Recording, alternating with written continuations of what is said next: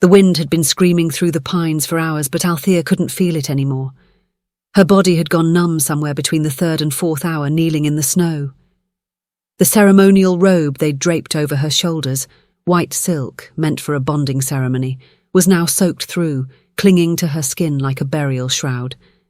She kept her gaze fixed on the ground, watching her own trembling hands turn blue against the pristine snow, because looking up meant facing them. The 6 wolves. The circle of judgment. This was Shadowmere law, ancient and unforgiving. When an Omega was rejected by her fated mate before the pack, the circle would decide her worth, not through mercy or deliberation, but through instinct and blood. If the wolves attacked, she would die here in the frozen clearing, her body left for the winter to claim. If they retreated, she would be exiled, marked as unwanted, cast beyond the territory borders to face the wilderness alone. Either way, Althea knew the truth. Rejected Omegas didn't survive. She had always known something was wrong with her. Too quiet when she should have been bold. Too fragile when she should have been resilient. Her wolf had never surfaced, not even during the first shift ceremony when every other child in her generation had transformed under the full moon.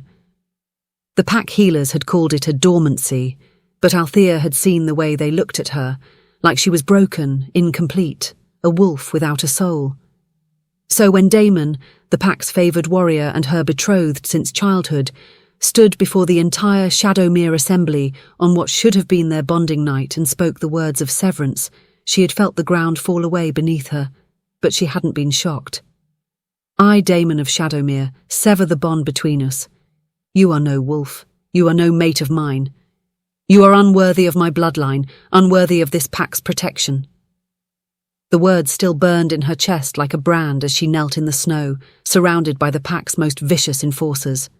She could hear them now, low, guttural growls vibrating through the frozen air. Their eyes glowed amber in the dying light, fixed on her with hunger that had nothing to do with prey and everything to do with permission. Some of them had always hated her. Now Alpha Thorn had given them the right to act on it. Her mother had told her stories about the circle of judgment when she was small, curled up beside the fire on winter nights. Back then it was supposed to be sacred, a way for the moon goddess herself to decide the fate of the rejected, a test of worthiness. But over the generations, it had twisted into something darker. Now the pack gathered to watch like spectators at a blood sport, making wagers on how long the condemned would last, whether they would beg or stay silent, whether the wolves would be merciful or make a lesson of it. Althea had chosen silence. She would not give them her screams. The largest wolf, a scarred, grizzled beast named Kyle who had served as Thorn's enforcer for 2 decades, took a slow, deliberate step forward. His lips peeled back from yellowed fangs, ears flat against his skull. The others mirrored him, moving in synchronization, tightening the circle until she could smell the musk of their fur, feel the heat of their breath cutting through the cold. This was the moment. They had made their decision. She was going to die. Before we continue the story, don't forget to like this video, subscribe to the channel, and comment below where you're watching from. I love seeing how far our stories travel. Now let's get back to it. Althea closed her eyes and let her mind drift to her mother's voice, singing the old lullabies about the star-born wolves who carried the moon goddess's light in their veins. Wolves who could bend moonlight and command the very stars. She had always loved those stories, even when the other children mocked her for believing in fairy tales. Her mother had died when Althea was 12, and those songs were all she had left of her. "Maybe I'll see you soon, Mama," she thought. "Maybe you'll finally tell me why I was born this way." The growling crescendoed, so close now that she could feel vibrations in the frozen ground beneath her knees. She braced herself for the first bite, for the tearing of flesh and the rush of blood painting the white snow red, but it didn't come. Instead, the growling cut off, completely, as if someone had severed sound itself from the world. The silence was so absolute that Althea could hear her own heartbeat thundering in her ears, could hear the soft whisper of snowflakes landing on her eyelashes. She opened her eyes slowly, afraid of what she might see. The wolves had frozen mid-lunge, not retreated, not reconsidered, but stopped, as though an invisible hand had seized them all at once. Their ears were pinned back flat, tails tucked between their legs, bodies trembling not with rage, but with something Althea had never seen in a wolf before. Terror. She felt it then. A presence so vast and suffocating that the air itself seemed to thicken, pressing down on her lungs. The temperature plummeted another 20 degrees in the span of a heartbeat, and the wind that had been howling moments ago died completely. Even the snow seemed to fall differently, slower, heavier, as if the forest itself was holding its breath. Althea turned her head, following the wolf's line of sight toward the edge of the clearing. He stood between two ancient pines, barely visible through the veil of falling snow, impossibly tall, impossibly still. He wore no furs despite the killing cold, just dark armor that seemed to absorb the light around it, etched with symbols that glowed faintly blue. His hair was silver-white, falling past his shoulders, but it wasn't the hair of age. It shimmered like starlight, like something not quite of this world. But it was his eyes that stole the breath from Althea's lungs. They weren't the golden amber of pack wolves. They weren't even the silver grey of the northern breeds. They were blue, bright, electric, glowing blue that cut through the darkness like twin moons, ancient and pitiless and beautiful. And when those eyes locked onto hers, Althea felt something inside her chest, something that had been silent her entire life. Stir. The Alpha King. Althea had heard the stories, of course. Every wolf in every pack across the realm had heard of him. Lucien, the Alpha King of the Northern Territories, whose bloodline stretched back to the first wolves blessed by the moon goddess herself. They said he hadn't been seen south of the frozen pass in 50 years. They said he could command any wolf with a single word. They said he answered to no pack, no council, no law but his own. They said he was a myth. But myths didn't make the air feel like it was crushing your lungs. Myths didn't make 12 battle-hardened enforcers whimper like pups. And myths certainly didn't have eyes that seemed to see straight through flesh and bone into the very core of your soul. He took a single step forward and the wolves scattered. Not slowly, not reluctantly. They fled, tails tucked, heads low, scrambling over each other in their desperation to escape his presence. Within seconds, the circle that had been closing in for the kill had completely dissolved, leaving only Althea kneeling in the snow, alone with him. She couldn't move, couldn't breathe. Every instinct screamed at her to run, to submit, to lower her eyes. But she found herself frozen, staring up at this impossible figure who had appeared from nowhere and rewritten reality with his mere presence. Lucien moved with the unhurried grace of someone who had never known fear, crossing the clearing in long, silent strides. The snow seemed to part for him. When he finally stopped, standing directly before her, Althea had to tilt her head back to meet those devastating blue eyes. And then he spoke. One word. His voice deep and resonant, carrying a power that made her bones vibrate. Enough! The clearing erupted into chaos, but it was a silent chaos, the kind born of pure terror. Wolves who moments ago had been circling for the kill now pressed themselves flat against the snow, bellies to the ground, throats exposed in the ultimate gesture of submission. Some whimpered. Others trembled so violently that Althea could see it even from where she knelt, her body still locked in place by shock and cold and something else entirely. Something that thrummed through her veins like lightning when those blue eyes had met hers. Lucien's gaze swept the clearing with the slow, deliberate precision of a predator assessing prey. He didn't need to raise his voice. He didn't need to shift into his wolf form or bare his teeth. His presence alone was a weapon, and every wolf in Shadowmere felt its edge against their throat. From the tree line, figures began to emerge. The pack members who had come to watch the spectacle, to place their bets and laugh at another Omega's destruction. But they weren't laughing now. They stumbled out from behind the pines, drawn by some invisible compulsion, unable to resist the pull of his authority. Mothers clutched their children. Warriors who had never known defeat looked ready to bolt into the forest and never return. And at the front of them all stood Alpha Thorn. He was a massive man even in his human form, broad-shouldered and scarred from decades of dominance fights and territorial wars. His greying hair was pulled back in warrior's braids, and his eyes, the cold amber of a pack alpha, had never shown mercy to anyone he deemed weak. He had ordered this circle. He had dragged Althea out here himself, his fingers digging bruises into her arms as he'd forced her to her knees in the snow. But now, facing the Alpha King, Thorn looked small, diminished, almost mortal. Who ordered this? Lucien's voice was quiet, but it carried across the clearing like thunder rolling over distant mountains. Each word was enunciated with terrifying precision, as if he was giving Thorn one chance, only one, to answer correctly. Thorn's jaw worked for a moment, his pride warring with his survival instinct. When he finally spoke, his voice had lost its usual commanding boom. I did.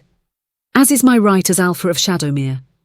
The girl was rejected by her mate during the bonding ceremony. According to our law— Your law? Lucien took a single step forward. Just one. But the movement sent a ripple of power through the clearing so potent that several wolves yelped and scrambled backward. Tell me, Thorn of Shadowmere, when did your pack's traditions supersede the laws of the moon goddess herself? Thorn's face flushed red, anger flickering across his features before fear smothered it. The circle of judgment is ancient. It has been our way for too long. Lucien's interruption was soft, almost gentle, which somehow made it infinitely more dangerous. I have walked this earth for longer than your pack has existed. I have seen empires rise and fall. I have watched traditions born from wisdom rot into excuses for cruelty. His eyes, those impossible glowing blue eyes, fixed on Thorn with such intensity that the Alpha actually flinched. And I am telling you now, such tradition ends tonight. You have no authority here, Thorn said, but his voice shook, betraying him. Shadowmere is autonomous. You may be the Alpha King, but you cannot simply— Cannot? The temperature dropped so suddenly that frost began to form on the nearby trees, spreading outward from where Lucien stood like a living thing. You seem to be under the impression that I'm asking for your permission. The silence that followed was suffocating. Althea watched from her position on the ground, unable to look away. She should have been terrified, this being radiated power that made her instincts scream to submit, to hide, to make herself invisible. But beneath the fear was something else, something that burned warm in her chest, pulling her toward him like a moth to flame. It made no sense. She'd never felt anything like it before. Lucien turned away from Thorn as if the Alpha was no longer worth his attention and began walking toward Althea. Each step was measured, unhurried, but with every footfall the pressure in the clearing intensified. He moved like the inevitability of winter, like the turning of the seasons. Impossible to stop, impossible to deny. When he finally stood before her, close enough that she had to tilt her head back to meet his eyes, Althea felt the world narrow to just the two of them. The cold disappeared. The watching pack disappeared. Even the memory of the wolves circling her, ready to tear her apart, faded into insignificance. Up close, he was even more overwhelming. Not just his height or the breadth of his shoulders beneath that dark armor, but something deeper. Something that called to a part of her she hadn't known existed, the part that had been silent and dormant her entire life. Look at me, he said softly. She already was. She couldn't do anything else. His eyes searched hers, and Althea felt him see her, not the weak Omega, not the rejected mate, not the broken girl who couldn't shift. He saw something deeper, something she'd never seen in herself, and in that moment, when their gazes locked and held, something snapped into place between them with an almost audible click. The mate bond. Althea gasped, her hand flying to her chest where sudden warmth bloomed like a star being born. It spread through her body in waves, chasing away the numbness, the cold, the hollow ache of Damon's rejection. This was different. This was real. This was... No. The word came from behind Lucien, sharp and panicked. Damon stumbled forward from where he'd been hiding among the other pack members, his face pale, his eyes wide with something that looked like fear. No, that's not possible. She's mine. I rejected her. But she's still mine by pack law until... Yours? Lucien didn't even turn around. He simply angled his head slightly, and the gesture was somehow more insulting than any words could have been. She was never yours to reject. I'm her mate! Damon's voice cracked, desperation making him bold in a way that would have been admirable if it wasn't so pathetic. We were matched since childhood. The pack elders declared... The pack elders, Lucien said slowly, finally turning to face Damon, are not the moon goddess. He took a step toward the younger wolf, and Damon's courage evaporated instantly. He backpedaled, nearly tripping over his own feet.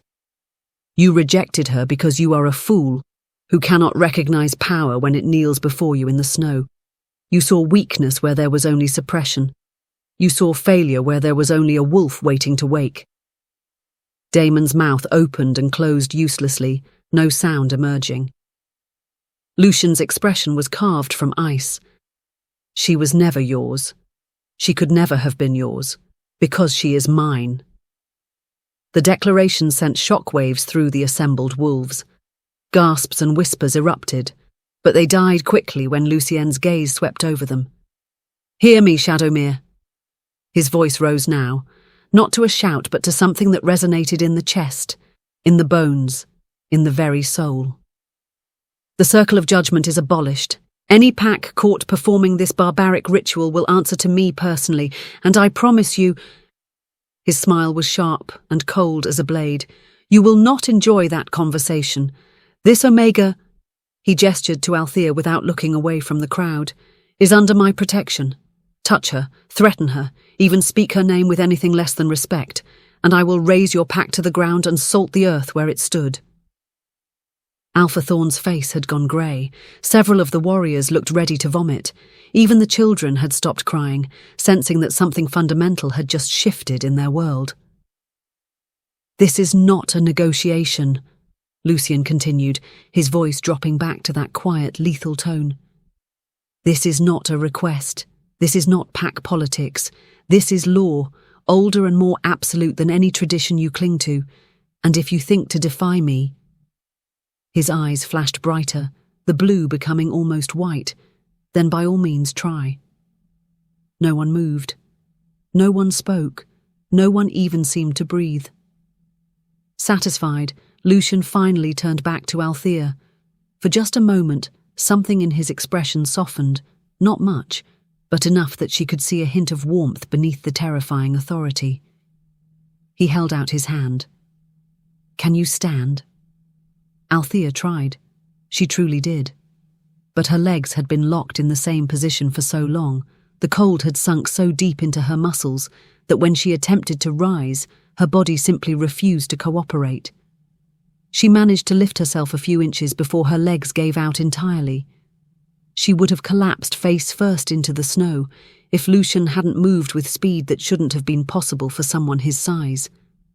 One moment she was falling, the next his arms were around her, catching her with a gentleness that seemed impossibly at odds with the devastating power he'd displayed moments ago.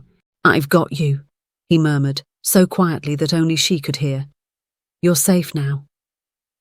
And despite everything, despite the impossibility of the situation, despite not knowing this man at all, despite the fact that her entire world had just been turned upside down, Althea believed him.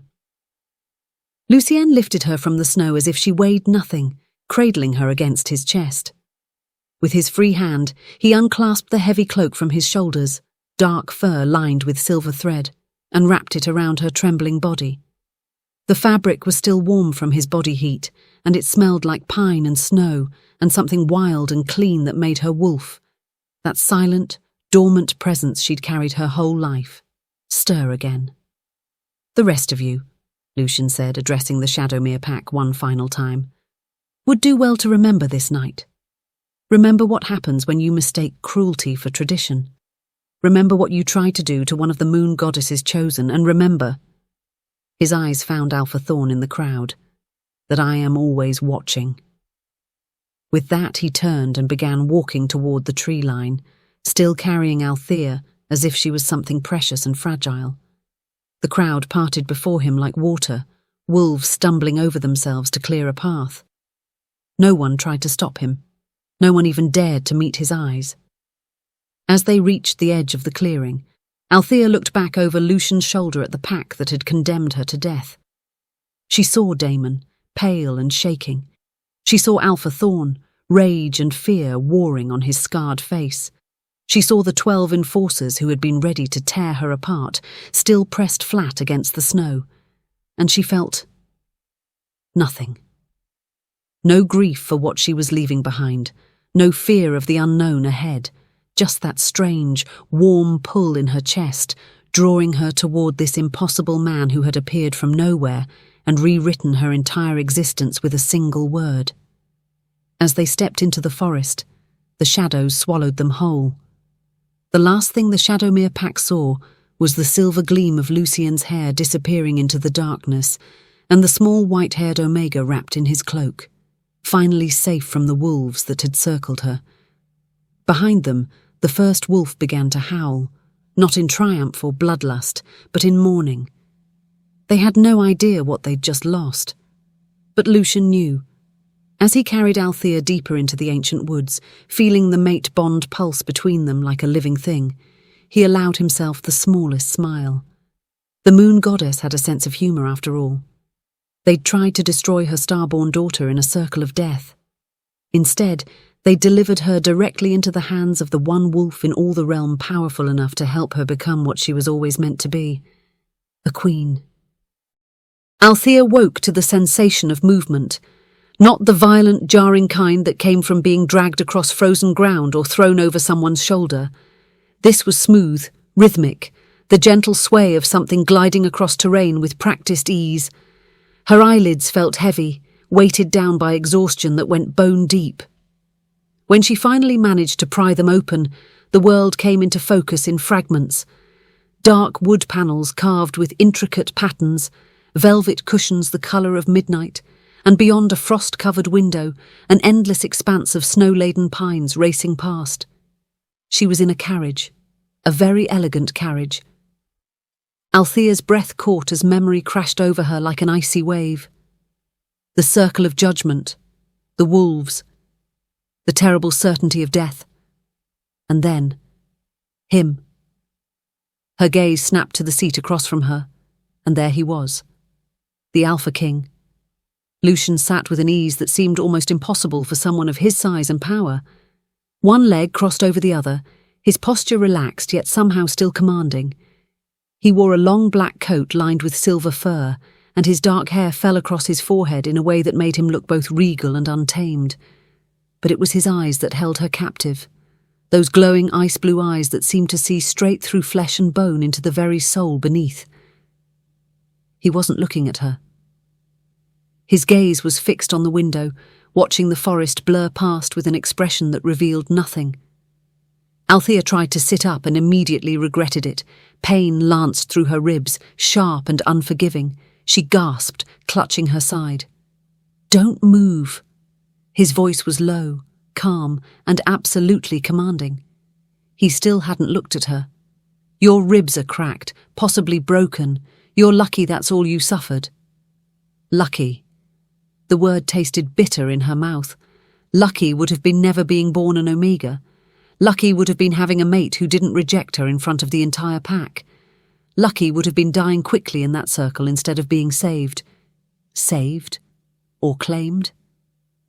The distinction suddenly seemed very important. Althea forced herself to straighten despite the pain, refusing to show weakness. She'd shown enough of that already. "Where are you taking me?" "North." His answer was maddeningly simple. "North where?"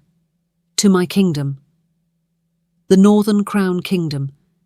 She'd heard stories about it her entire life, whispered tales of a realm where winter never truly ended, where the Alpha King ruled from a palace carved from ice and stone, where wolves bowed not out of fear but out of respect for a power so ancient it predated the packs themselves.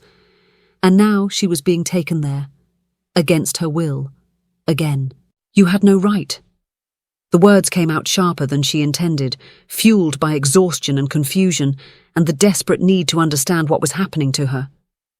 You had no right to interfere. That was pack business. Finally, Lucien turned to look at her. The full weight of his attention was like standing in the path of an avalanche. Those ice-blue eyes locked onto hers with an intensity that made her forget how to breathe. For a long moment he said nothing, simply studied her as if she were a puzzle he was trying to solve.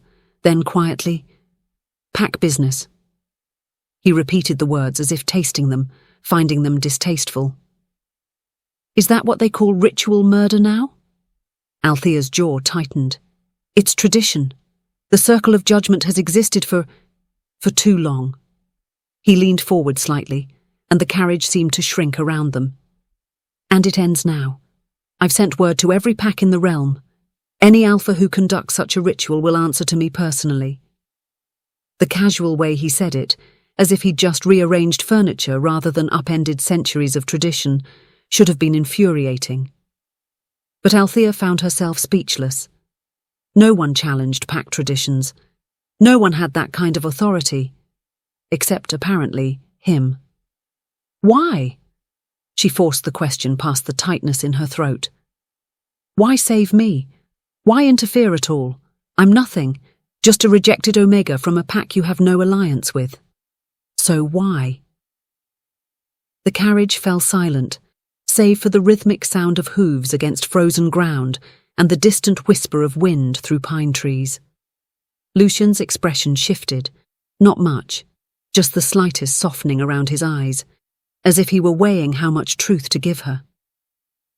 When he finally spoke, his voice carried a weight that made the air feel heavier. "Because I felt your pain across the bond." Althea's heart stopped, then started again, hammering against her cracked ribs hard enough to make her wince. "No." The word came out strangled. "No, that's not possible. My bond was with Damon. I felt it snap when he rejected me. I felt it break." "Did you?" Lucien tilted his head slightly, studying her with those impossibly ancient eyes. "Or did you feel something else? Something that had been hidden beneath a lie finally revealing itself?" "You're wrong." But even as she said it, doubt crept in like frost across glass. She remembered that moment in the circle when Damon had spoken the words of rejection. She'd felt pain, yes, terrible, searing pain. But had it been the bond breaking? Or had it been the bond awakening? "The mate bond is sacred," Lucien continued, his voice taking on an almost reverent quality. "Created by the moon goddess herself to connect two souls across time and distance. It cannot be forged by wishful thinking or pack politics. It cannot be forced into existence through proximity or convenience." He paused and something flickered in his eyes, something that looked almost like pain. "And it cannot be broken by words alone."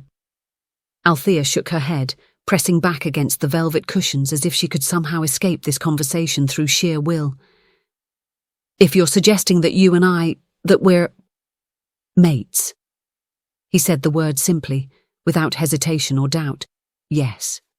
That's insane." "Is it?" He gestured toward her, toward the space between them where something invisible seemed to pulse and shimmer like heat rising from summer stone. "Can you not feel it? The pull? The recognition? Your wolf knows, even if you refuse to accept it." Althea opened her mouth to deny it, to call him mad, to demand he turn this carriage around and return her to what? To Shadowmere, where she'd been rejected and condemned. To the circle, where wolves had been seconds away from tearing her apart. But the denial died on her lips, because there was something, deep inside her chest, in a place that had been silent and empty her entire life. Something stirred. It wasn't much, just the faintest flutter, like the brush of feathers against her soul. But it was there, real, undeniable. Her wolf. Althea's breath hitched. I don't... I know. Lucien's expression softened further, and for the first time since she'd woken, he looked almost gentle. Your wolf has been dormant your entire life, suppressed by trauma, by abuse, by the toxic environment of a pack that never understood what they had in their midst. What I am? She let out a bitter laugh that turned into a wince as pain flared in her ribs. I'm weak, wolfless, a failure of an Omega who couldn't even... You are starborn. The word fell between them like a stone into still water, sending ripples through reality itself. Althea stared at him. What? Starborn, Lucien repeated, and now his voice carried the weight of ancient history, of legends told around fires on cold winter nights. Descendant of the first wolves blessed directly by the moon goddess, the original pack, before the bloodlines fractured and diluted over generations. Your ancestors walked between worlds, could speak to the stars themselves, carried power in their veins that modern wolves can barely comprehend. Those are just stories. Myths. All myths begin with truth. He leaned back, regarding her with those unsettling eyes. Why do you think you survived the cold when any other Omega would have frozen to death? Why do you think the wolves hesitated before attacking even in their feral state? Why do you think I felt your pain from hundreds of miles away? Althea's mind reeled. This was too much, too impossible. She was just Althea. Small, weak, worthless Althea who'd been rejected and thrown away like garbage, wasn't she? That flutter in her chest came again, stronger this time. And with it came something else. A whisper so faint she almost missed it. Sister. Althea gasped, pressing a hand to her chest. What was that? Lucien's expression turned knowing. Your wolf. She's been waiting for you to be ready to hear her. I don't understand any of this. Althea's voice cracked, exhaustion and confusion and fear all bleeding together. I don't understand what's happening to me. I don't understand why you're doing this. You don't have to understand. Not yet. Lucien's voice gentled even further, and in that moment he didn't sound like the terrifying Alpha King of legend. He sounded almost kind. All you need to do right now is rest. Heal. Let yourself exist in safety for perhaps the first time in your life. Safety. The word sounded foreign, impossible. And when I'm healed? Althea asked quietly. What then? What do you want from me? Something flickered across Lucien's face, an emotion too complex to name. When he spoke, his words carried the weight of prophecy. What sleeps inside you is ancient. When it wakes, you will never be the same. He held her gaze, and in those ice-blue depths she saw the reflection of something vast and terrible and beautiful. The question isn't what I want from you, Althea. The question is what you'll want from yourself when you finally remember what you are. The carriage fell silent again. Outside, snow had begun to fall in earnest, coating the world in white. Althea watched the flakes drift past the window, each one unique and fragile and somehow perfect. Inside her chest, her wolf stirred again. Soon, it seemed to whisper. Soon. Althea didn't know if that was a promise or a warning. She suspected it might be both. The journey continued through the night and into the next day. Althea drifted in and out of sleep, her body demanding rest even as her mind churned with questions and doubts and the impossible possibility that everything she'd believed about herself had been wrong. Lucien remained a constant presence across from her, silent, watchful, patient in a way that suggested he had all the time in the world to wait for her to accept what he already knew to be true. Sometimes she woke to find him reading a leather-bound book, his long fingers turning pages with surprising gentleness.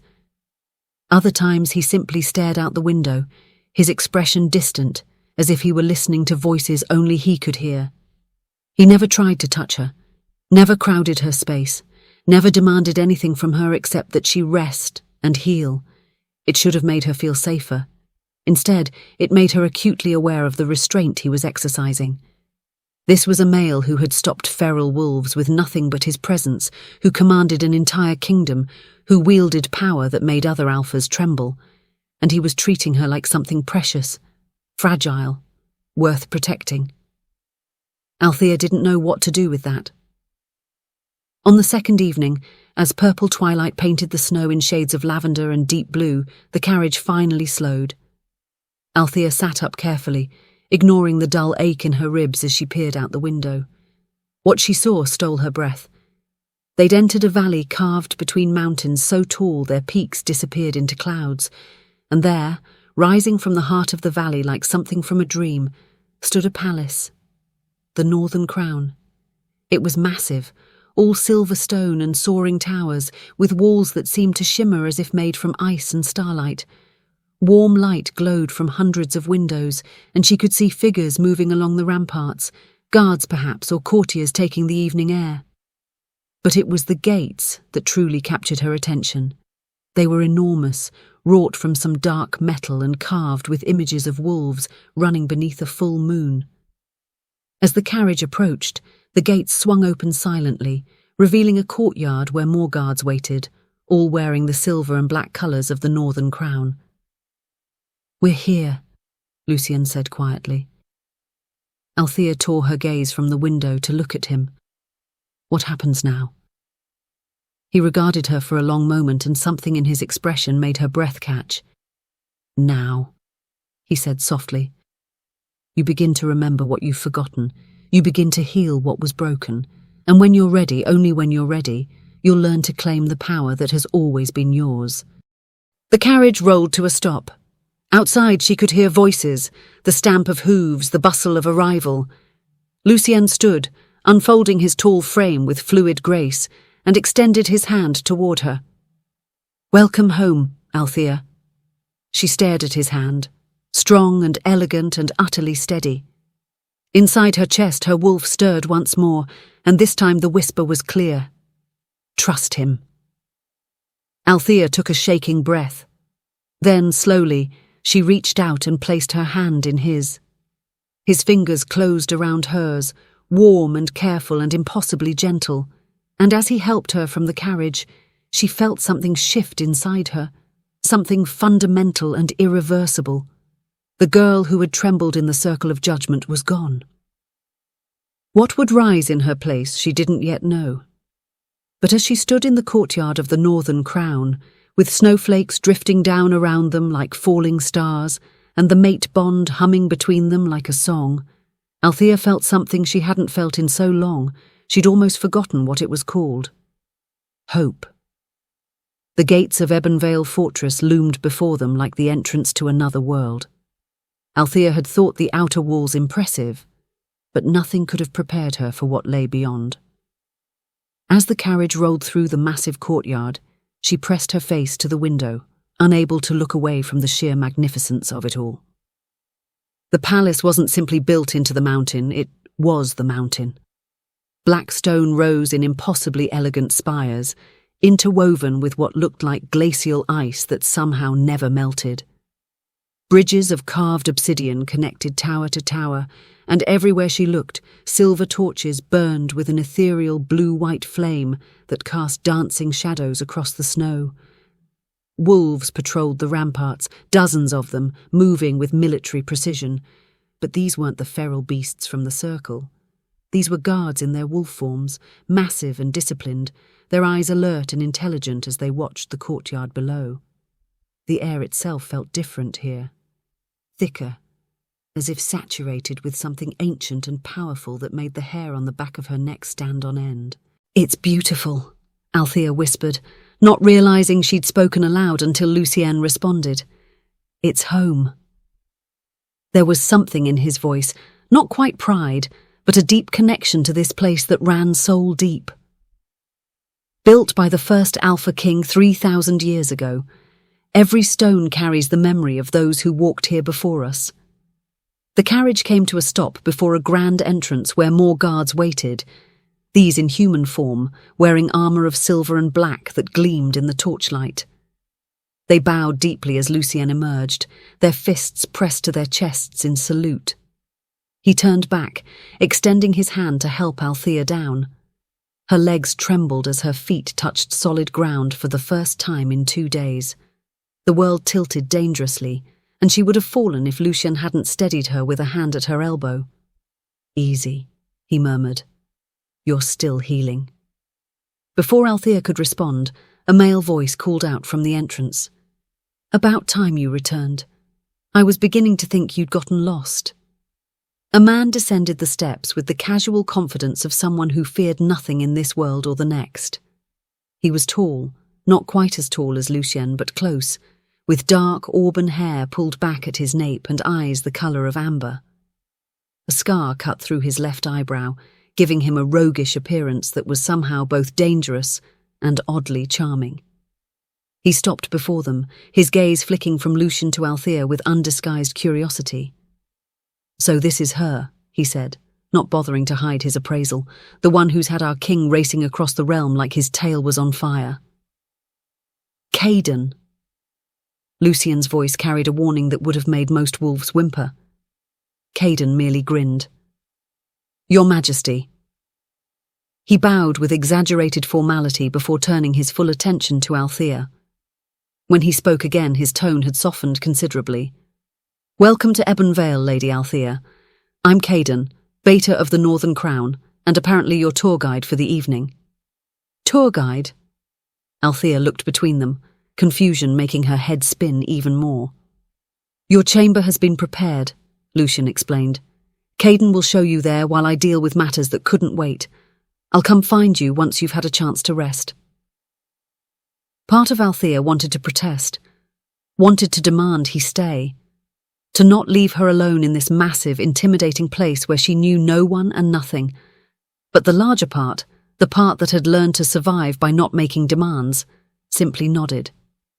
Lucien studied her for a moment longer, something unreadable flickering in those ice-blue eyes.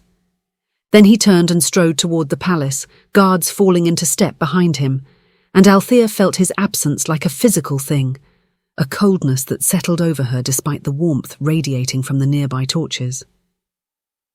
"He'll be back before you know it," Caden said quietly, and when she looked at him, she found his expression surprisingly gentle. "The king doesn't make promises lightly. If he said he'd find you, he will." He gestured toward a different entrance, one that led to what looked like a residential wing. "Come, let's get you settled." Althea followed him through corridors that seemed to stretch on forever, each one more breathtaking than the last. Tapestries depicting ancient battles hung beside windows of frosted glass. Moonstone lanterns cast everything in a soft, silvery glow, and everywhere she looked she saw evidence of life, servants moving with quiet efficiency, guards standing at attention, courtiers in elegant clothing discussing matters in hushed voices. This was a kingdom. A real, functioning, thriving kingdom. And she was, what? A guest? A prisoner? A mate who hadn't accepted the bond? "Here we are." Caden had stopped before an enormous door carved with images of wolves running beneath stars. He pushed it open, revealing a chamber that stole what little breath Althea had left. It was vast, larger than the entire living space she'd occupied in Shadowmere. A massive bed draped in furs dominated one wall, positioned before a fireplace where flames already danced and crackled. Moonstone lanterns hung from the ceiling, their light soft and soothing. And through floor-to-ceiling windows, she could see the mountains beyond, their peaks painted gold by the setting sun. But it was the warmth that truly undid her. After days of cold, of snow and ice and the certainty of freezing to death, the heat rolling from that fireplace felt like salvation itself. "The bathing chamber is through there," Caden said, pointing to another door. "Hot springs feed directly into the pools. Clothes have been provided. We guessed at your size, so if they don't fit, just let someone know." He paused, his expression turning serious. "There are guards posted outside your door at all times, not to keep you in, but to keep others out. You're safe here, Lady Althea. I give you my word." Althea wanted to thank him, to say something appropriate and polite, but the words stuck in her throat. Instead, she simply nodded, and Caden seemed to understand. "Rest," he said gently. "The king will be along shortly." Then he was gone, the door closing behind him with a soft click, And Althea was alone. Finally, blessedly, terrifyingly alone. She made it 3 steps into the room before her legs gave out entirely. She crumpled to the floor, not with the violent collapse of fainting, but with the slow, inevitable surrender of someone who had been holding themselves together through sheer will and had finally reached the limit of their endurance. Sobs tore from her throat, ugly wrenching sounds that echoed in the vast chamber. She cried for everything she'd lost, for the mate who'd rejected her, for the pack that had condemned her. She cried for the girl she'd been and the uncertain future that lay ahead. And she cried because she was warm, because she was safe, because for the first time in her life she was in a place where no one would hurt her, and she didn't know how to exist in a world where survival wasn't a daily battle. Time lost meaning. She might have lain there for minutes or hours, curled on the floor like a wounded animal, letting years of suppressed pain finally pour out of her. Eventually the tears slowed, stopped. She lay there exhausted and hollow, staring at the flames in the fireplace as they danced and swayed. "Get up," she told herself. "You can't stay on the floor forever." But her body refused to cooperate. Every muscle felt leaden, weighted down by exhaustion that went beyond the physical. Even breathing felt like an effort. She must have dozed off at some point, because the next thing she knew, shadows had lengthened and the sun had fully set beyond the mountains. The chamber was darker now, lit only by the fire and the soft glow of moonstone lanterns. And she was no longer alone. Althea's eyes snapped open to find Lucien standing just inside the doorway, his expression unreadable as he looked down at her. He'd changed from his travelling clothes into simple black pants and a loose white shirt that somehow made him look both more approachable and more devastatingly beautiful. "You're supposed to be in the bed," he said quietly, without judgment or condemnation, simply stating a fact. "I couldn't make it that far," Althea admitted, her voice hoarse from crying.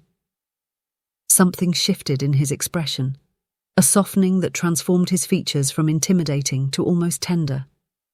He crossed the room in 3 long strides and knelt beside her, and Althea's breath caught as she found herself at eye level with the Alpha King himself. "May I?" he asked, gesturing toward her. She nodded, not trusting her voice. Lucien gathered her into his arms with a gentleness that seemed impossible for someone so powerful. He lifted her as if she weighed nothing, carried her to the massive bed, and laid her down on furs so soft they felt like clouds beneath her battered body. He sat on the edge of the bed, not quite touching her but close enough that she could feel the heat radiating from him. "Why me?" The question escaped before Althea could stop it, the same question she'd asked in the carriage, but different now. More desperate, more raw. "I'm nobody. Nothing. Why did you save me? Why bring me here? Why any of this?" Lucien was silent for a long moment, and when he finally spoke, his voice carried the weight of absolute certainty. "Because you are starborn. Descendant of the first wolves blessed by the moon goddess herself. Your bloodline is older than the packs, older than the kingdoms, older than the traditions that tried to destroy you." He reached out slowly, telegraphing his movements so she could pull away if she wanted. She didn't. His hand settled over her heart, palm warm through the thin fabric of her borrowed dress. "And because you are mine, not in the way Damon tried to own you, not as property or prize, but as an equal, as the other half of my soul." Beneath his palm, Althea's heart stuttered, then began to beat in time with his. She felt it. Oh gods, she felt it.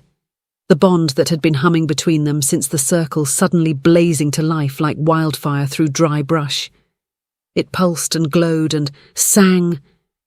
A connection so profound that every cell in her body recognized it as truth. Mate. Mine. Home.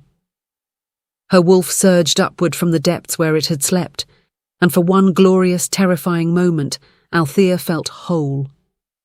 She felt power coursing through her veins, ancient and vast and absolutely hers. She felt her wolf's consciousness brush against her own, felt the recognition of seeing herself clearly for the first time. She was starborn. She was powerful. She was too much. It was too much. Her body, weakened by days of cold and trauma, couldn't contain the surge of energy flooding through her. The room spun violently, and she heard Lucien curse as her vision tunneled to a pinpoint of light. The last thing she felt before darkness claimed her was his arms catching her as she fell, and his voice, rough with concern, calling her name. Then there was nothing but blessed, peaceful oblivion. In her dreams, Althea ran. Not away from something, but toward it, across endless fields of snow beneath a sky full of stars. Her wolf ran beside her, massive and beautiful, with fur that shimmered like moonlight on water. "Soon," her wolf whispered, "soon you'll remember everything." And in the distance, beneath the light of a full moon, she could see a figure waiting. She wasn't afraid anymore. She was going home. Althea woke to sunlight streaming through the windows and the scent of pine and snow. For a moment she simply lay there, disoriented and confused. Then memory returned in a rush, the bond flaring to life, the overwhelming surge of power, Lucien's hand over her heart, and the sensation of falling as her body surrendered to forces it couldn't yet contain.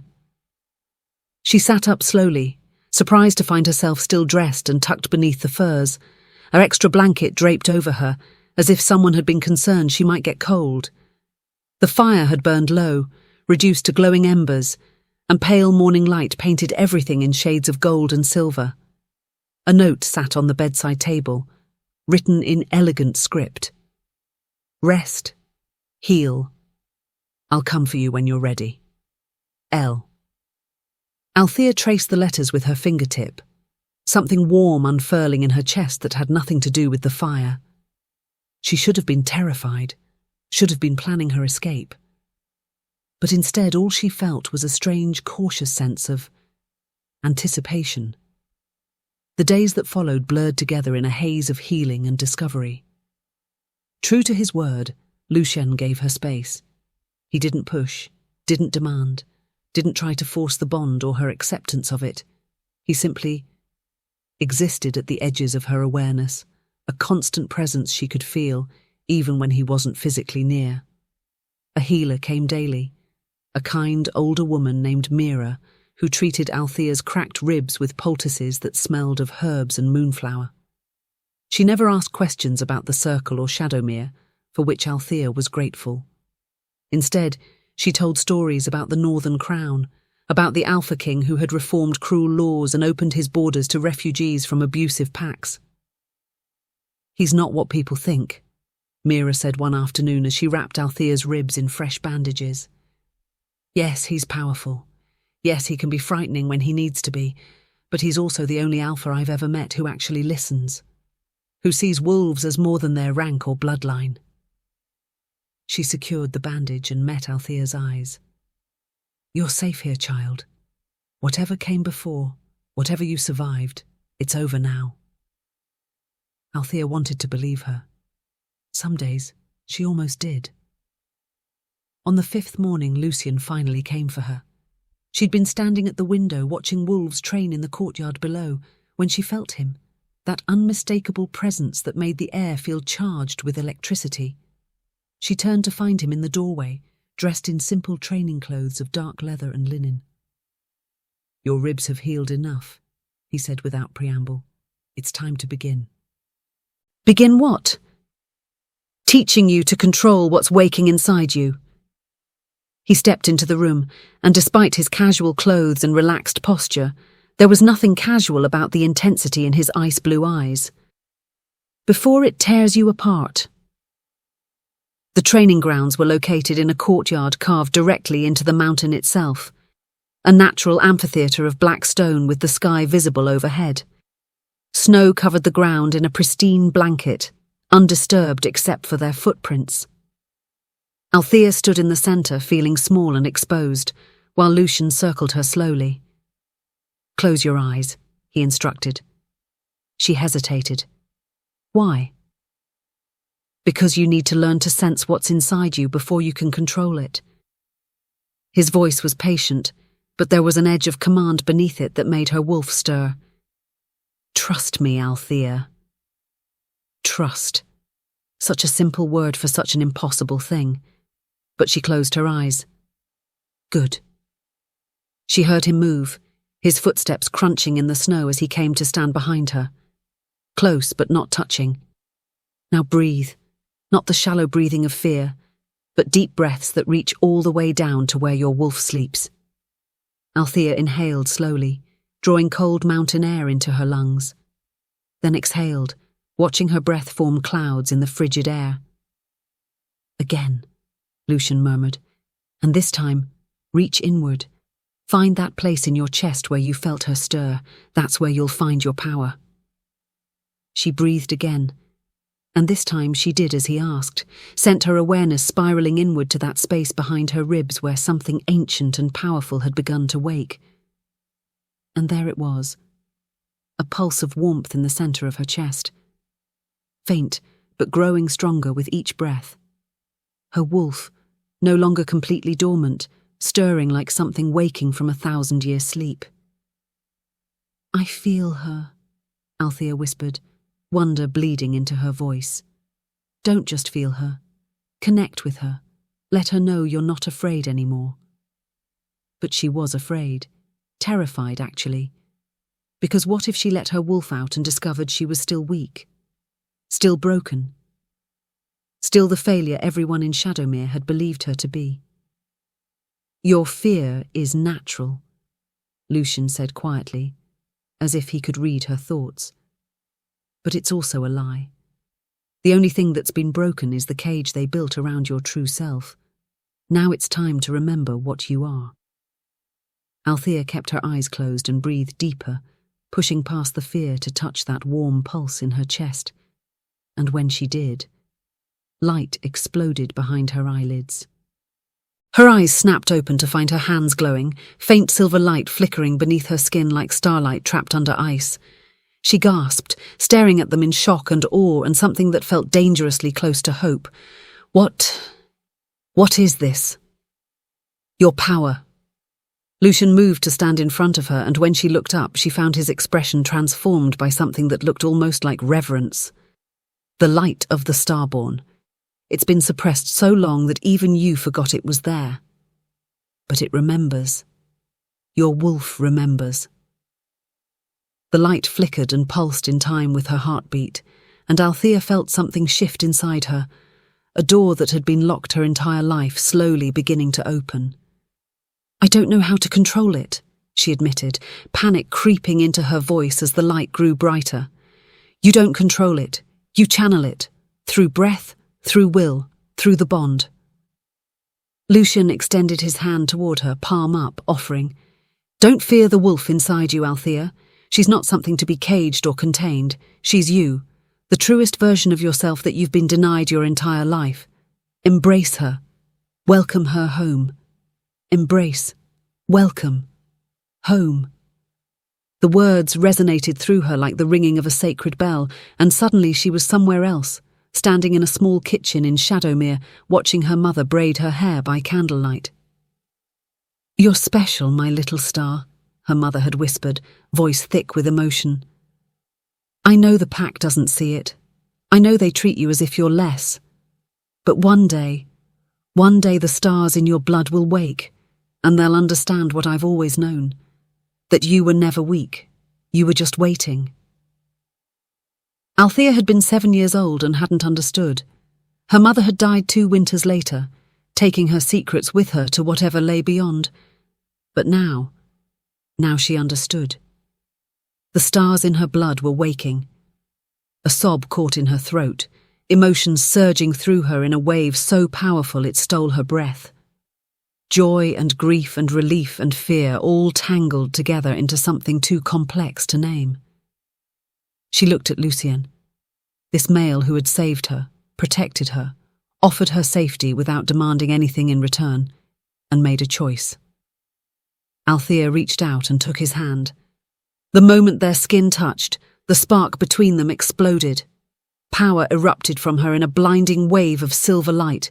It poured from her hands, her chest, her very pores, wild and uncontrolled and absolutely devastating. The temperature dropped so fast that Althea's next breath came out as frozen mist. Then the ground beneath them began to freeze. Silver frost spread across the stone in intricate patterns, racing outward from where they stood in crystalline spirals that looked like frozen starlight. It climbed the walls, coated the snow in a layer of diamond-bright ice, transformed the entire training ground into something otherworldly and beautiful and terrifying.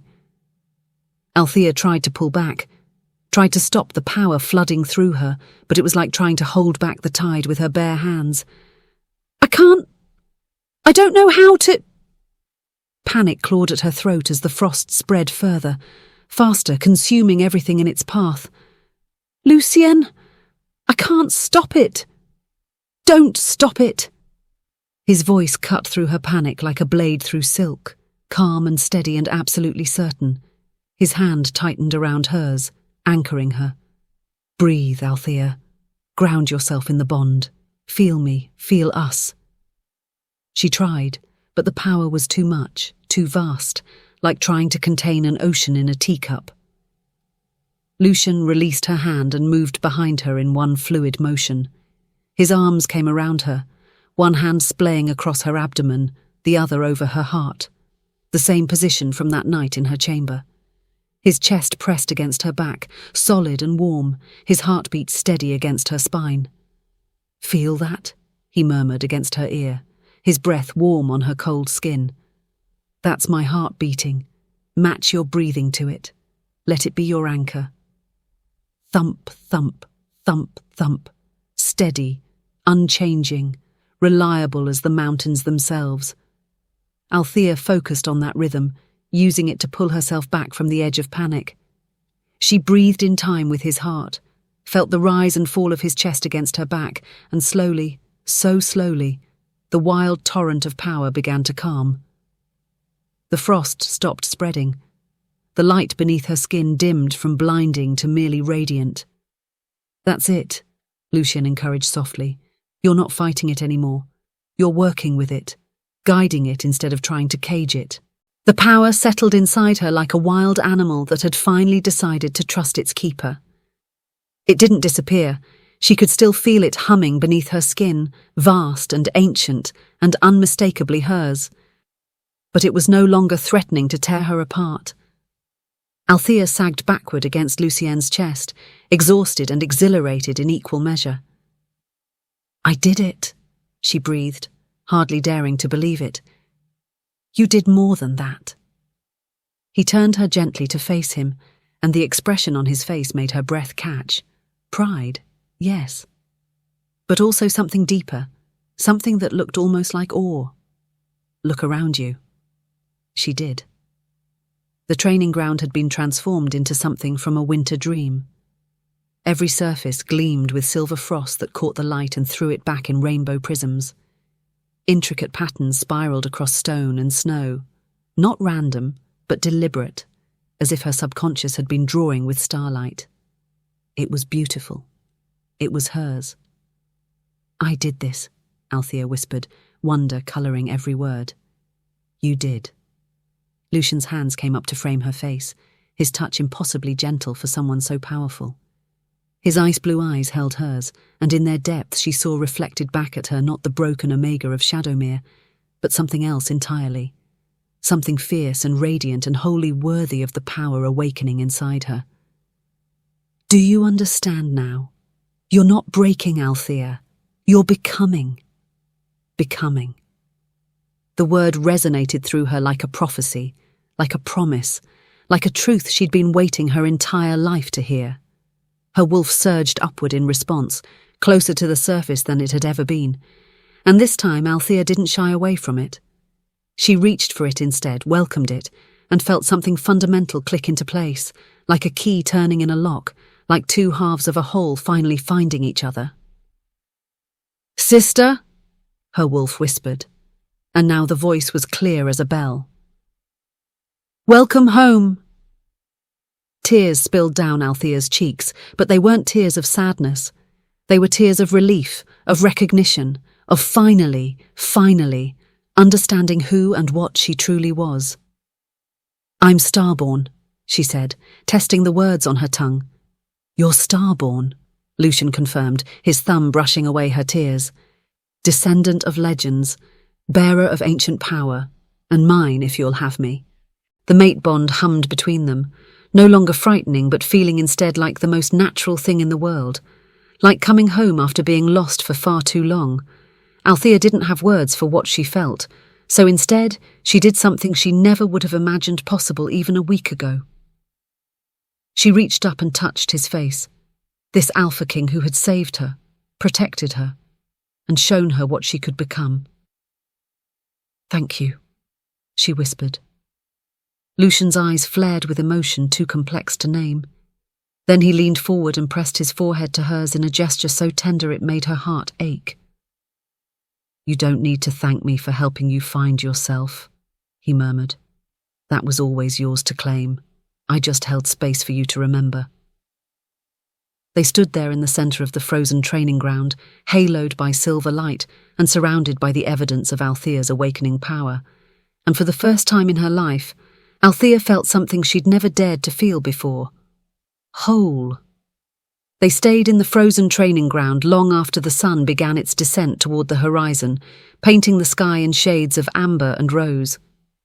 Althea sat on a bench carved from black stone, wrapped in the fur-lined cloak Lucien had draped over her shoulders, watching as he moved through the frost-covered courtyard, examining the patterns her power had created. He traced his fingers along the crystalline spirals, his expression thoughtful in a way that made her wonder what he was seeing that she couldn't. Finally, he returned to sit beside her, close enough that their shoulders nearly touched. "Your control improved remarkably fast," he said, his voice carrying a note of something that sounded almost like concern. "Too fast, perhaps." Althea frowned. "Isn't that a good thing?" "It would be if you'd simply been untrained. But this..." He gestured to the frozen ground, to the intricate patterns that looked like they'd been drawn by someone with centuries of practice. "This suggests muscle memory, as if your power remembers being used, even if you don't remember using it." A chill that had nothing to do with the temperature ran down her spine. "What are you saying?" Lucien was quiet for a long moment, his ice-blue eyes distant, as if he were weighing how much truth to share. When he finally spoke, his words were careful, measured. "I need to tell you something I should have told you sooner, but I wanted to wait until you were stronger, until you'd begun to remember yourself."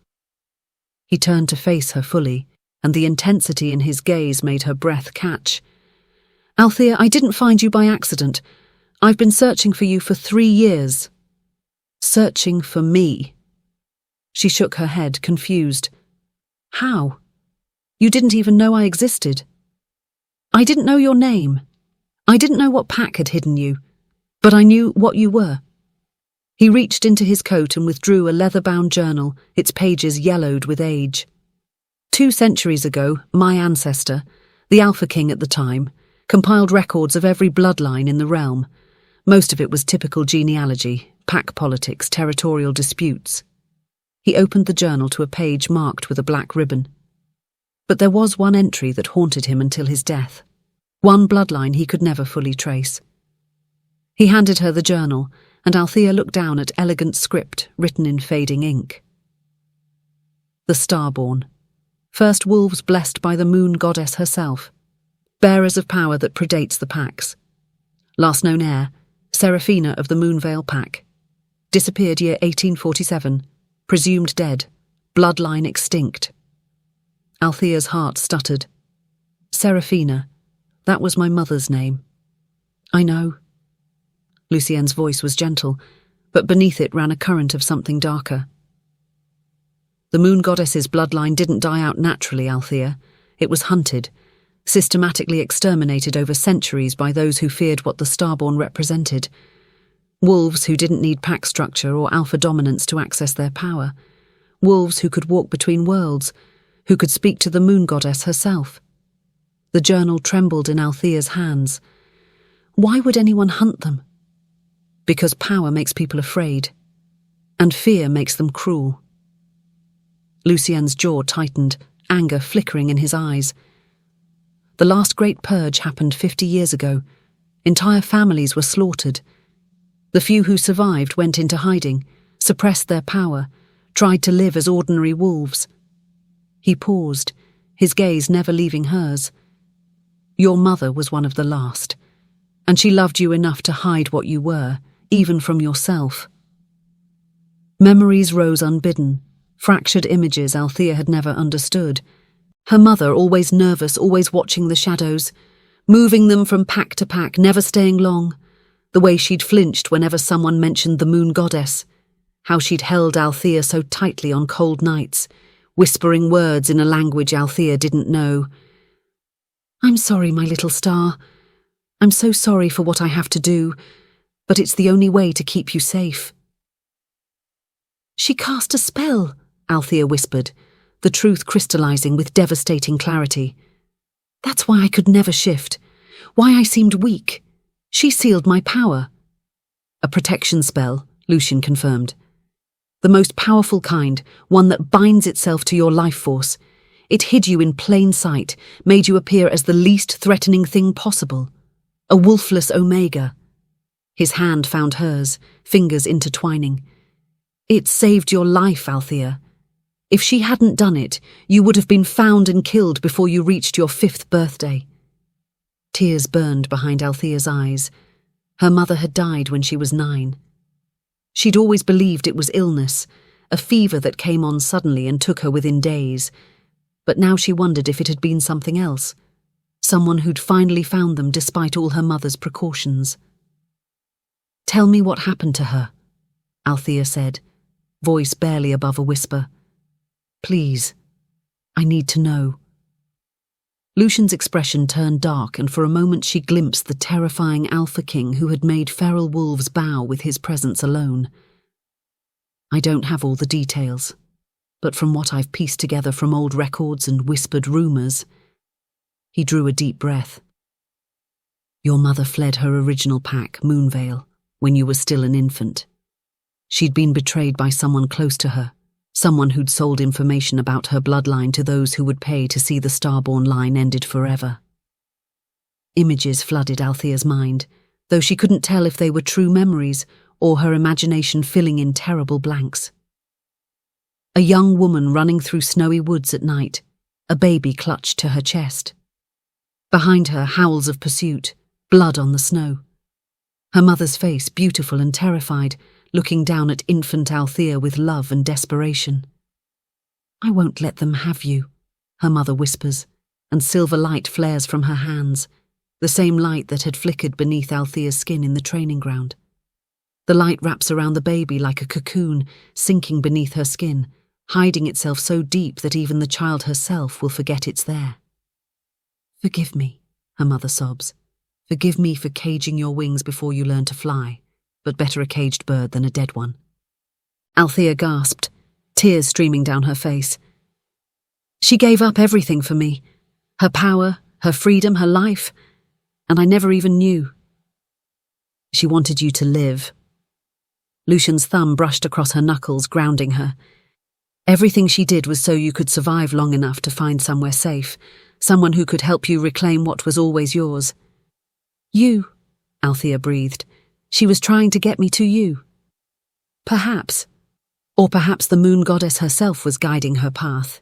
He lifted their joined hands, pressing a kiss to her knuckles that was somehow both reverent and possessive. "Either way, you're here now. You're safe. And I will spend the rest of my life ensuring that what happened to your mother, to your bloodline, never happens again." The vow hung in the air between them, weighted with power and promise. "The seal," Althea said after a moment. "Can it be removed? Can I fully access my power?" Lucien's expression turned grave. "It's already breaking. That's why your abilities are emerging now. The seal was tied to your mother's life force. When she died, it began to weaken. And now that you've started to consciously access your power, the deterioration is accelerating." He paused, and something in his eyes made her stomach drop. "When it breaks completely, the backlash will be significant." "Significant how?" "Painful," he said bluntly. Your power has been compressed, condensed, locked away for 18 years. When the seal finally shatters, all of that suppressed energy will flood through you at once. It will feel like your body is being torn apart and rebuilt simultaneously. Althea's mouth went dry. Will I survive it? Yes. No hesitation, no doubt. Because I'll be there to anchor you through it just as I did today. The mate bond will act as a conduit, helping to distribute the energy so it doesn't destroy you. But Althea... He cupped her face in his hands, forcing her to meet his gaze. It will be irreversible. Once your full power awakens, there's no going back. You'll never be able to hide what you are again. Every wolf in the realm will sense you, and some of them will fear you for it. Let them fear, Althea said, and was startled by the steel in her own voice. I'm tired of being afraid, tired of hiding, tired of pretending to be less than I am to make others comfortable. Pride blazed in Lucien's eyes. There she is. There's my queen. My queen. The words wrapped around her heart like a promise.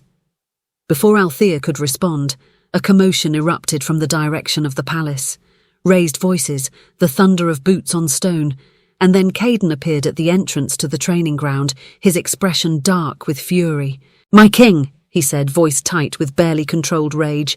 We have a problem.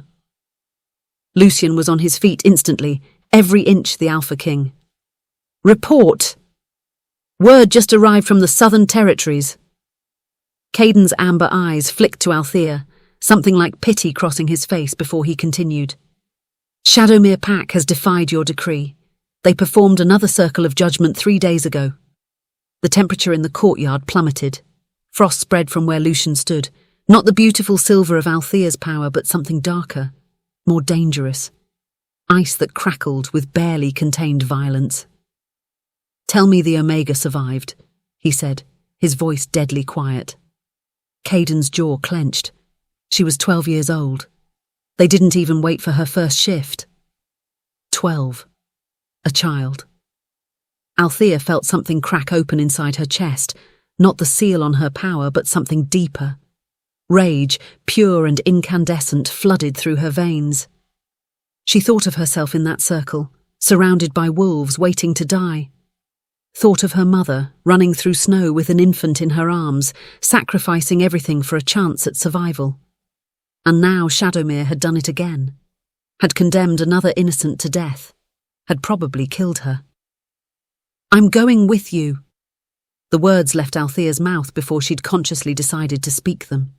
Both males turned to stare at her. Althea, Lucien began. No. She stood, and despite the lingering exhaustion, despite the fear that still lived in her bones, she felt steady. Certain. You're going south to deal with Shadowmere, to make them answer for defying you and murdering a child, and I'm going with you. It's not safe, Lucien said, though his tone suggested he already knew the argument was lost. Returning to the pack that tried to kill you is exactly what I need to do. Althea moved toward him, her gaze locked on his. They need to see me, Lucien. They need to see what they tried to destroy. They need to understand that their circle of judgment ends not because an Alpha King commanded it, but because one of their own survived it and came back strong enough to make sure no one else ever has to endure it again. Silence fell over the courtyard. Then Lucien smiled, a sharp, predatory expression that transformed his face into something both beautiful and terrifying. Very well, my starborn. He offered her his arm, every inch the king offering respect to his queen. We ride at dawn, and Shadowmere will learn what it means to invoke the wrath of the Northern Crown. Althea took his arm, feeling the mate bond pulse between them like a living thing. As they walked back toward the palace, Caden falling into step behind them, Althea caught her reflection in a window and barely recognized herself. The trembling Omega who'd awaited death in the snow was gone. In her place stood someone new, someone forged in frost and starlight and the unwavering certainty that she would never be helpless again. The stars in her blood were waking, and when they fully blazed to life, the entire realm would bear witness. Shadowmere thought they'd destroyed her. They had no idea what they'd actually done. They'd created their reckoning. And she was coming home. The journey south took 3 days. 3 days of riding through snow-covered forests and frozen valleys, the landscape gradually shifting from the dramatic mountains of the Northern Crown to the gentler rolling hills of the Southern Territories. 3 days of Althea feeling the seal on her power crack and fracture with each passing hour, like ice breaking apart in spring thaw, and 3 nights of dreams where her wolf paced and growled, no longer whispering but demanding to be set free. They rode in silence for the most part, accompanied by a contingent of 50 Northern Crown warriors, elite soldiers who moved with the deadly grace of wolves who'd seen countless battles. Caden rode at Lucien's right hand, and Althea at his left, positioned as if she were already his queen in truth as well as destiny. By the 3rd evening, as the full moon began its rise over the horizon, they reached the borders of Shadowmere territory. Althea felt it the moment they crossed into Packlands, a sickening lurch in her stomach, as if her body remembered the trauma this place had inflicted and was recoiling from it. But she forced herself to sit straighter in the saddle to show no weakness. She would not come back to this place as prey. She would return as something far more dangerous. "We're close," Lucien said quietly, his ice-blue eyes fixed on the forest ahead. "I can smell blood on the wind." Althea inhaled deeply and tasted it too, copper and fear and the acrid stench of cruelty. Her hands tightened on the reins and her wolf snarled inside her chest, battering against the last fragile remnants of the seal that held it captive. "Not yet," she whispered to it. "Wait, just a little longer." They crested a hill, and there it was. The clearing. Her clearing, the place where she'd awaited death, where wolves had circled her with murder in their eyes, where Lucien had appeared like salvation made flesh. And history was repeating itself with sickening precision. Torches ringed the clearing, casting everything in hellish orange light. The Shadowmere pack had gathered again, dozens of wolves standing in the shadows, watching with expressions that ranged from horrified fascination to savage anticipation. And in the centre, Althea's breath caught. A girl knelt in the snow. She couldn't have been more than 14, small and delicate, with dark hair that hung in her face and shoulders that shook with silent sobs.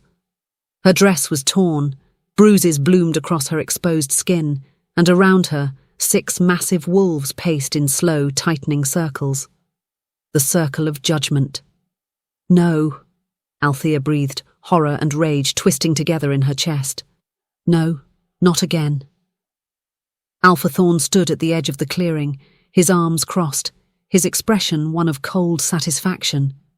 Beside him, Damon watched with something that might have been guilt flickering in his eyes. But not enough guilt to actually stop this.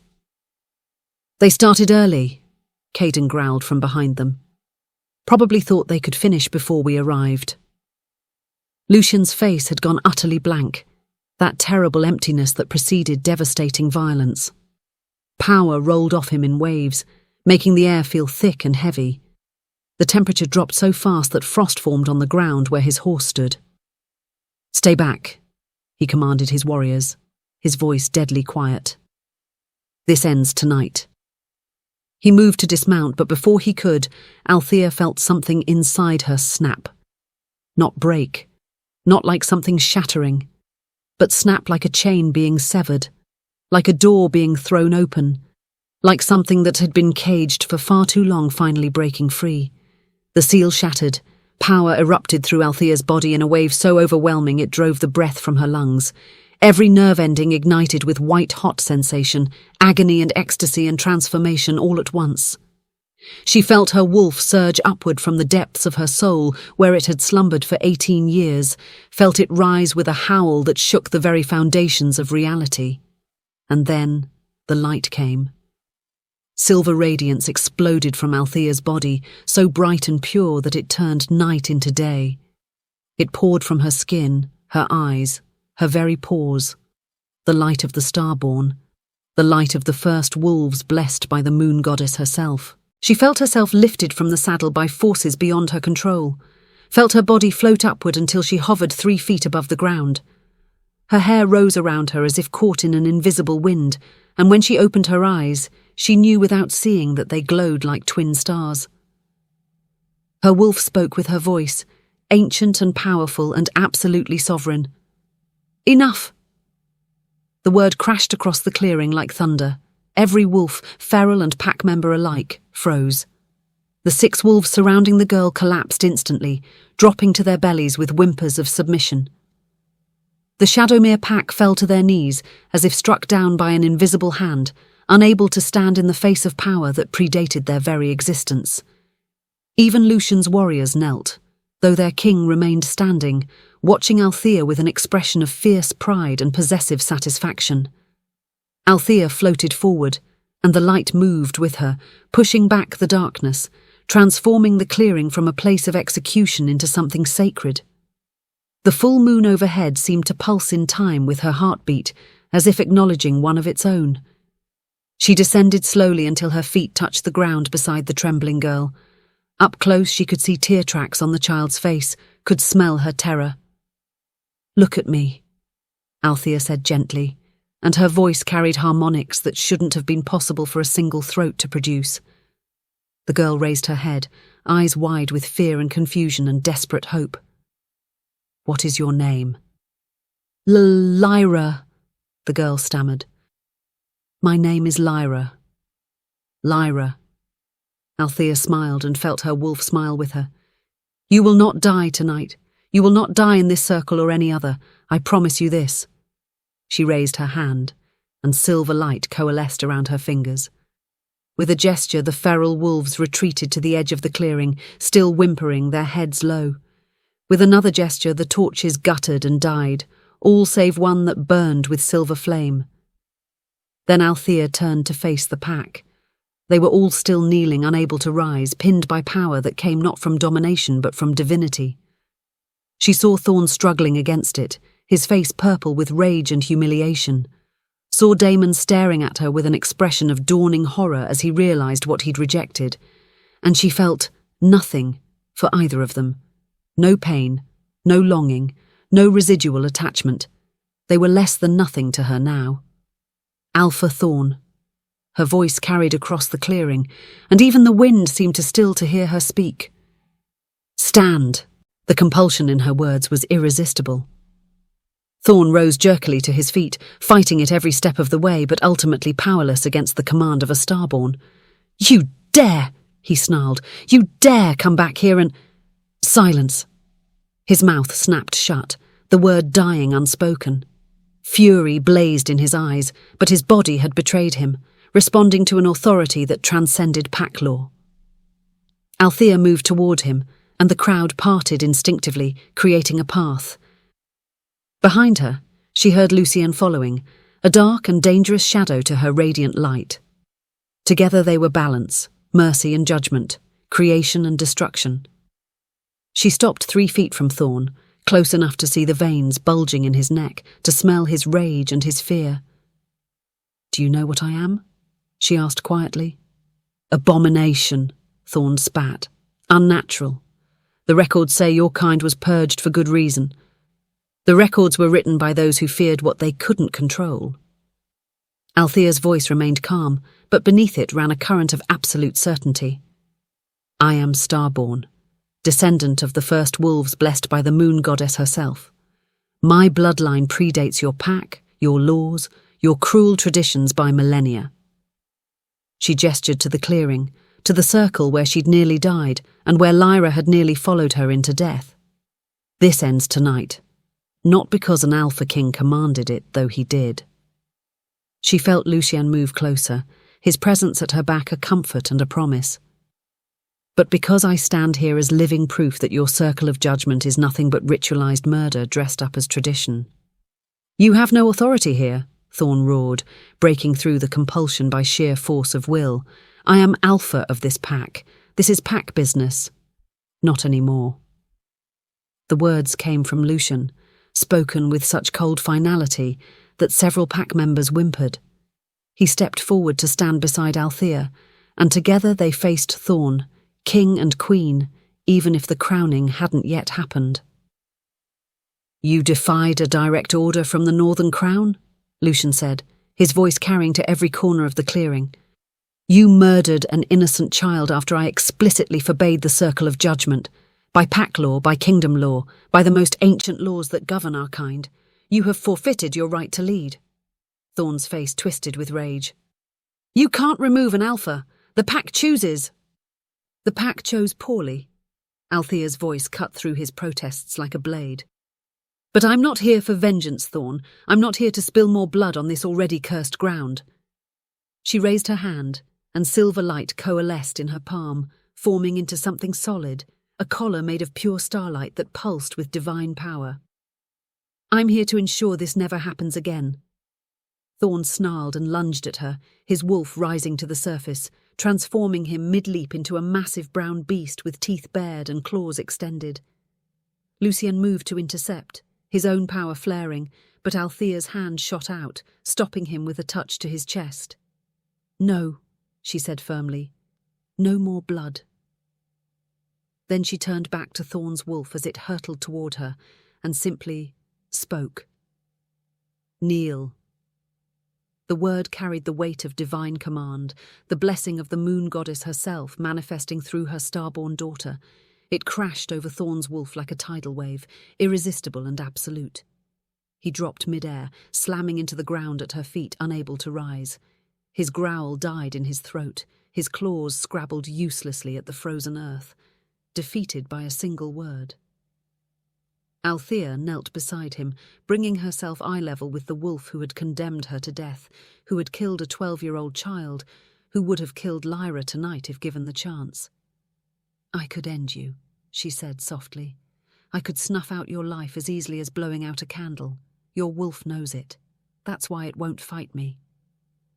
Thorn's wolf whimpered, and she saw the human intelligence in those eyes, saw him trapped inside his own body, helpless before her power. "But I won't, because that would make me no better than you."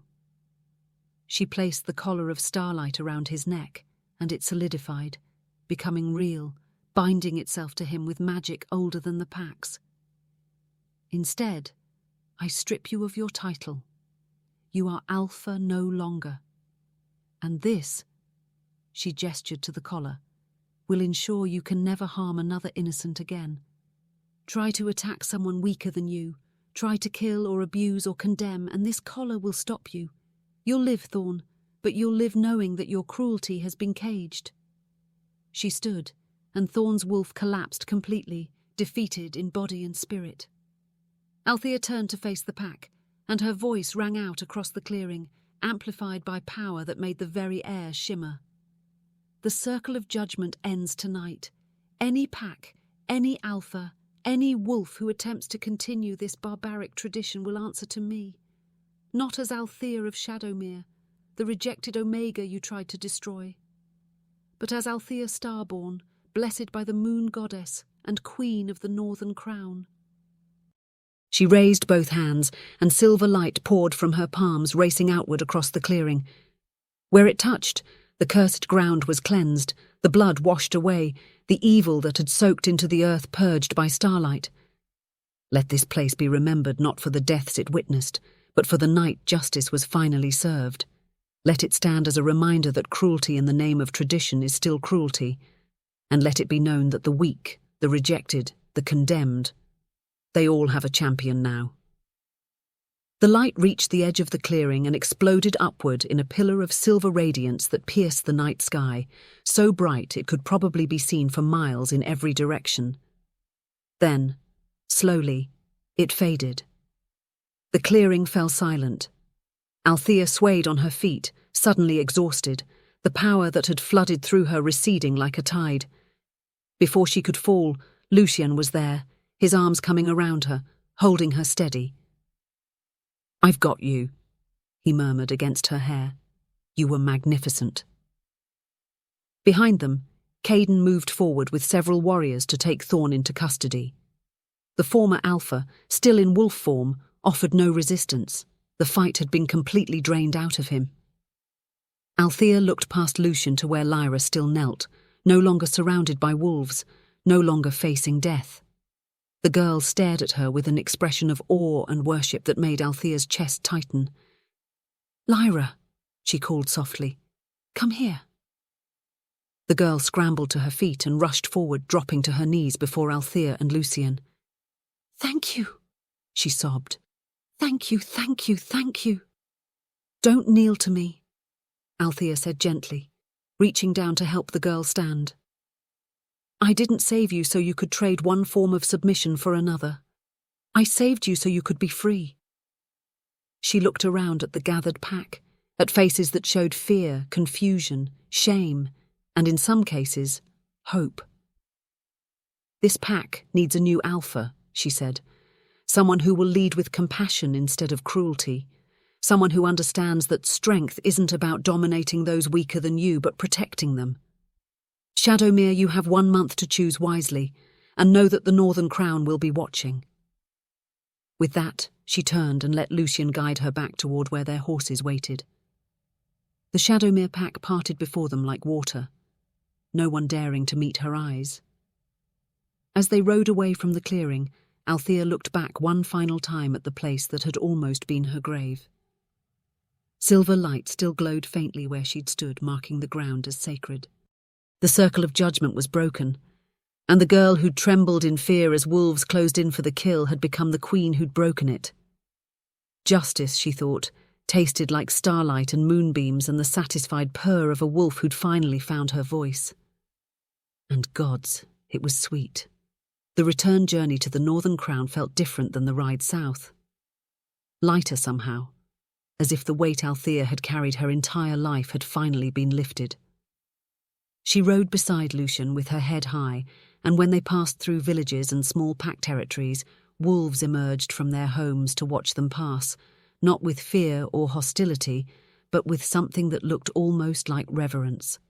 Word had spread fast. The rejected Omega who'd survived the Circle of Judgment had returned as the Starborn Queen and shattered the cruelest tradition in pack history with nothing but her voice and the blessing of the moon goddess herself.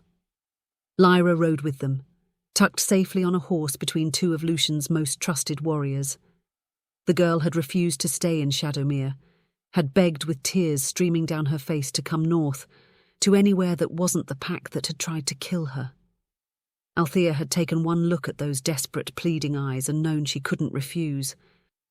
"You'll be safe," she'd promised, and meant it with every fibre of her being.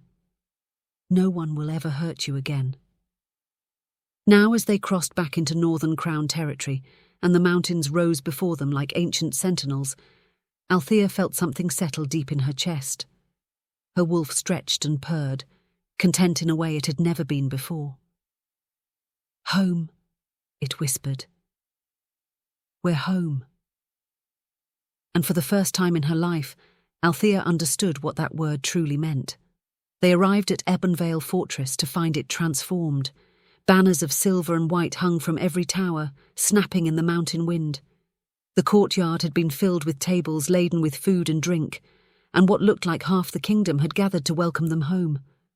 When Althea dismounted, a cheer went up from the crowd, genuine and thunderous and so overwhelming it brought tears to her eyes. Caden appeared at her side, grinning. "News travels fast in the north. Everyone knows what you did, what you are."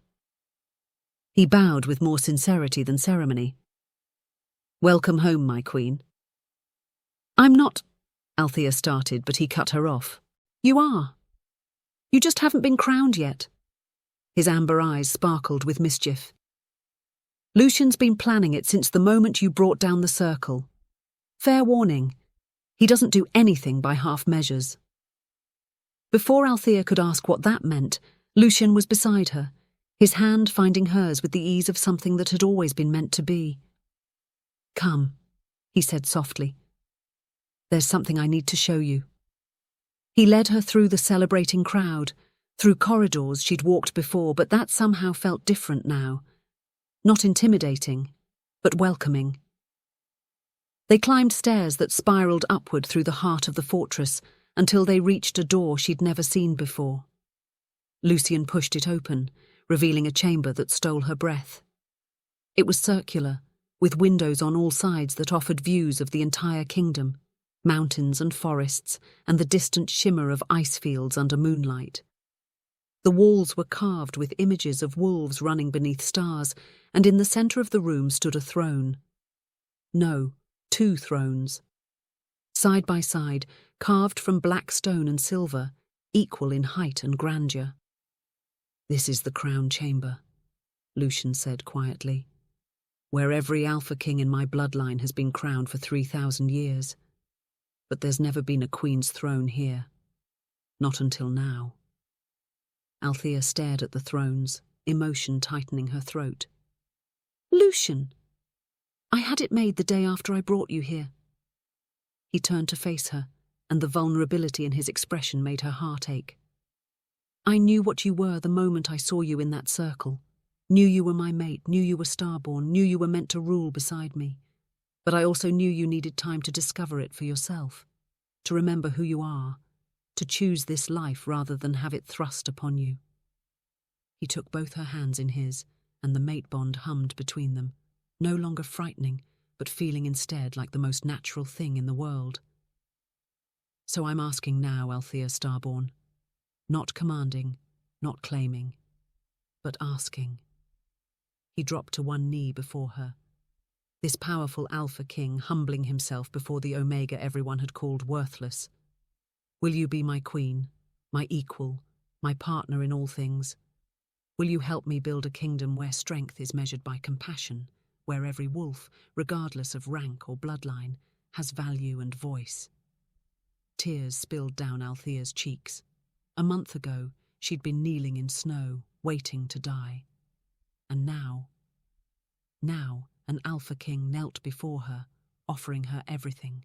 "Yes," she whispered, then stronger. "Yes, 1,000 times yes!"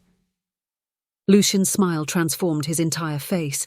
He rose and pulled her into his arms, and when his lips met hers, the mate bond blazed so bright that silver light filled the chamber. The kiss was gentle and fierce all at once, a claiming and a surrender, a promise written in starlight and sealed with the blessing of the moon goddess herself. When they finally broke apart, both breathing hard, Lucien pressed his forehead to hers. "The coronation is in 3 days," he murmured. "Can you be ready?" Althea laughed, bright and free and wholly unafraid.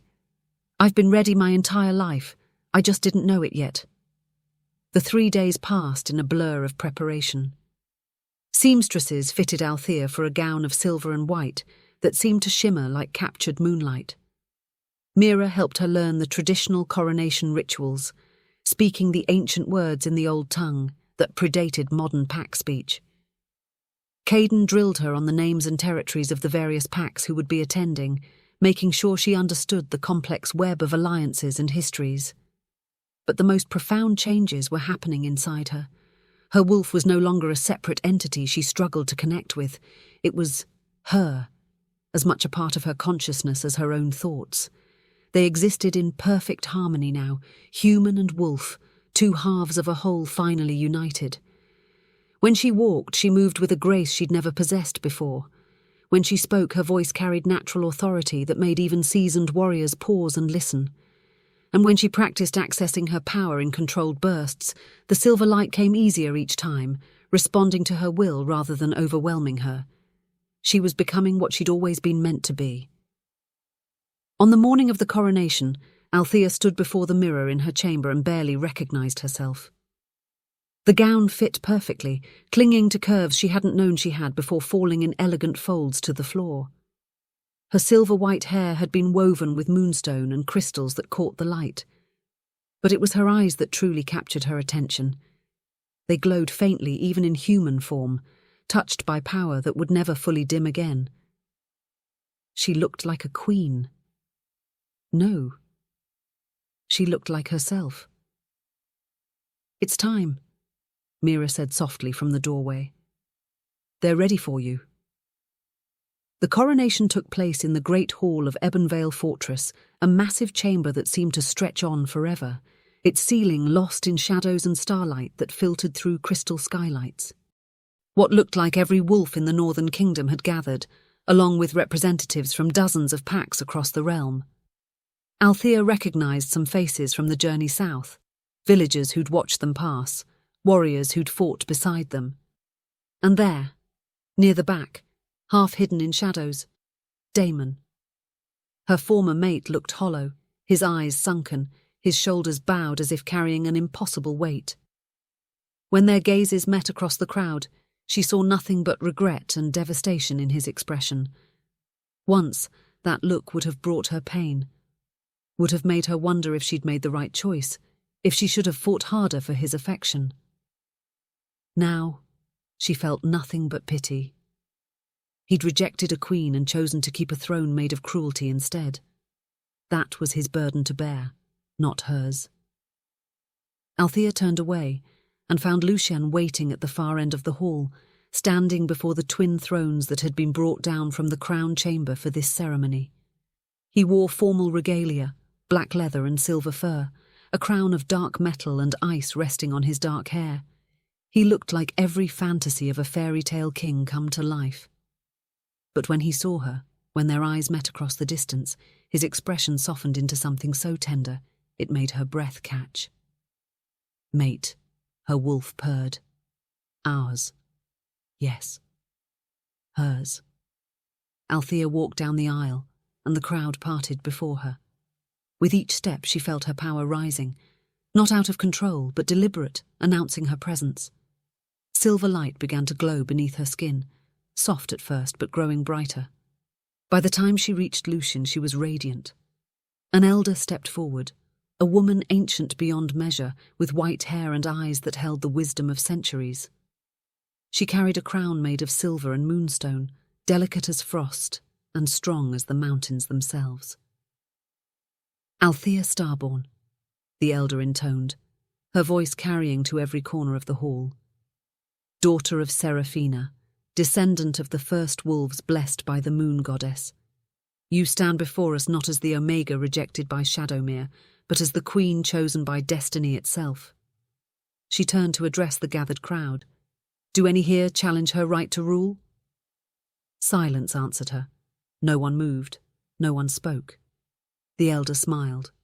Then kneel and bear witness to the crowning of the Starborn Queen. As one, every wolf in the hall dropped to one knee, warriors and servants, alphas and omegas, even representatives from packs that had once considered themselves enemies of the Northern Crown. Only Lucien remained standing and the elder. Do you swear to rule with wisdom and compassion? The elder asked. To protect the weak, guide the lost, and ensure that no wolf suffers the cruelties you endured? I swear it, Althea said, her voice steady and clear. Do you swear to stand as equal beside your king, to share in both burden and triumph, to build a kingdom worthy of the blessing you carry? I swear it. Then rise as you are, Althea Starborn, Queen of the Northern Crown, champion of the Forsaken, and voice of the moon goddess herself. The elder placed the crown on Althea's head, and the moment it touched her, power exploded through the hall. Silver light poured from Althea's body in waves, washing over every wolf present. It didn't hurt. Instead, it felt like healing, like blessing, like the touch of the divine itself. Those who bore scars from abuse felt them fade. Those who carried shame for their rank felt it lift. And those who'd been broken by cruelty felt something inside them begin to mend. The light reached Lyra, who knelt near the front with tears streaming down her face, and wrapped around her like a protective embrace. It reached the warriors who'd ridden south with them, strengthening bonds of loyalty that would never break. It even reached Damon in his shadowed corner, and Althea saw him flinch as if struck, understanding fully, finally, what he'd lost. Then the light receded, drawn back into Althea like a tide returning to the sea. The hall fell silent for a heartbeat, then erupted in thunderous cheering. Lucien stepped forward and took her hand, raising it high. Behold your queen. The cheering doubled, wolves howling their approval until the very stones of the fortress seemed to shake. When the noise finally died down, alpha after alpha came forward to swear their loyalty, not to Lucien alone, but to both of them, to the king and queen who ruled as equals, who led not through domination but through earned respect, It took hours. By the time the last Alpha had given their oath, night had fallen, and the moon had risen full and bright beyond the windows. Finally, blissfully, they were alone. Lucien led Althea out onto a balcony that overlooked the kingdom, and for a long moment they simply stood together, his arms around her waist, her back against his chest, watching silver moonlight paint everything in shades of magic. "How does it feel?" he asked quietly. "To be queen?" Althea considered the question, searching for words adequate to describe the transformation she'd undergone, from rejected Omega to starborn queen, from victim to champion, from broken to whole. "It feels like finally remembering who I always was," she said softly. "Like waking from a dream where I'd forgotten my own name." Lucien's arms tightened around her. "You were never made to kneel, Althea. You were made to rise." She turned in his embrace, looking up at the male who'd saved her, protected her, and helped her become the queen she was meant to be. "We were made to rise together," she corrected, and kissed him beneath the light of the moon that had blessed them both. When they finally broke apart, Althea looked out over the kingdom that was now hers as much as his, and made a silent vow. This would be a place of refuge, a haven for every Omega who'd been cast aside, every rejected wolf who'd been told they were worthless, every broken soul who needed sanctuary. She would use her power not to dominate, but to protect, not to inspire fear, but to kindle hope. The circle of judgment was broken, but her work had only begun. "What are you thinking?" Lucien asked, reading the determination in her expression. "I'm thinking about building something new," Althea said, silverlight dancing across her fingertips as her power responded to her emotions. "Sanctuaries in every territory, laws that protect instead of punish, a world where rank doesn't determine worth." "A revolution," Lucien said with satisfaction. "A restoration." Althea smiled. "We're not creating something new. We're returning to what the moon goddess intended when she blessed the first wolves, a world where strength is measured by how you treat those with less power, not by how much you accumulate for yourself." Lucien kissed her forehead, her temple, the corner of her mouth. "Then let's begin. You and I, my starborn queen. Let's reshape the world." And there, beneath the full moon with starlight in her veins and love in her heart, Althea knew with absolute certainty that they would. The girl who'd trembled in the circle of judgment was gone. In her place stood a queen, and her reign had only just begun. 6 months had passed since the night Althea's wolf awakened beneath the frost moon, and the world had transformed in ways even legends hadn't predicted. The Northern Kingdom flourished under the dual reign of the Alpha King and his starborn queen. Where there had once been rigid hierarchies and fear-based rule, there was now balance, strength tempered with compassion, power wielded with wisdom. The castle halls that had once echoed with the footsteps of warriors now rang with laughter, with the voices of council members from every rank, with the songs of pups who would grow up never knowing the terror of being deemed less than. But perhaps the most visible symbol of change stood at the kingdom's borders, the starborn sanctuaries. 3 had been completed, with 7 more under construction across the realm. Built from white stone that seemed to glow in moonlight, surrounded by protective wards woven from ancient magic, these sanctuaries offered something revolutionary: safety. Rejected Omegas, abused pack members, wolves cast out for being different, all found refuge within those walls. More than refuge, actually. They found training, education, healing. They found community. Althea had overseen every detail personally, from the healing gardens filled with moonflowers to the training grounds where wolves learned to defend themselves, to reclaim their voices, to remember they were never weak, only suppressed. The first sanctuary had opened its doors 3 months ago. Watching the first group of trembling Omegas walk through those gates, seeing the moment they realized they were truly safe, had broken something open in Althea's chest. She'd held each one, whispering the words she'd once desperately needed to hear. "You are not broken. You are not alone. And you will never face the darkness again." Some of those first arrivals now served as trainers and counselors themselves. The abused had become the protectors. The circle, at last, had been broken. Tonight, as Althea stood in the royal chambers adjusting the silver circlet that rested on her brow, she felt the weight of how far she'd come. Not the weight of burden, but of purpose, of belonging. "You're thinking too loudly again," Lucien's voice rumbled from behind her, warm with affection. She met his eyes in the mirror and couldn't suppress her smile. 6 months, and he still made her heart race. "I'm thinking about where I want to go tonight." His expression shifted, understanding dawning immediately. The mate bond had only grown stronger since her awakening. Sometimes she swore he could read her thoughts before she'd fully formed them. The clearing. It wasn't a question. He knew. Of course he knew. "It's been exactly 6 months since—" She paused, searching for the right words. "Since I found you," he finished, crossing the room to stand behind her. His hands settled on her shoulders, solid and grounding. "Since the moon goddess led me to the most precious thing in all the realms." Althea leaned back against his chest. Through the windows, she could see the moon rising, full and luminous, bathing the kingdom in silver light. The anniversary of her rescue. The anniversary of her rebirth.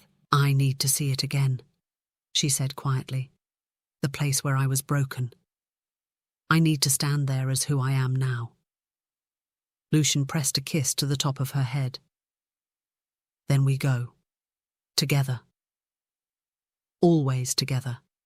That was the promise they'd made, not just in their mating ceremony, but in every decision they'd made since. Every law they'd passed, every tradition they'd challenged, every wolf they'd protected, side by side, equal. They left the castle without fanfare, slipping away into the forest like shadows and starlight. The journey to the Shadowmere territory took less than an hour at their pace.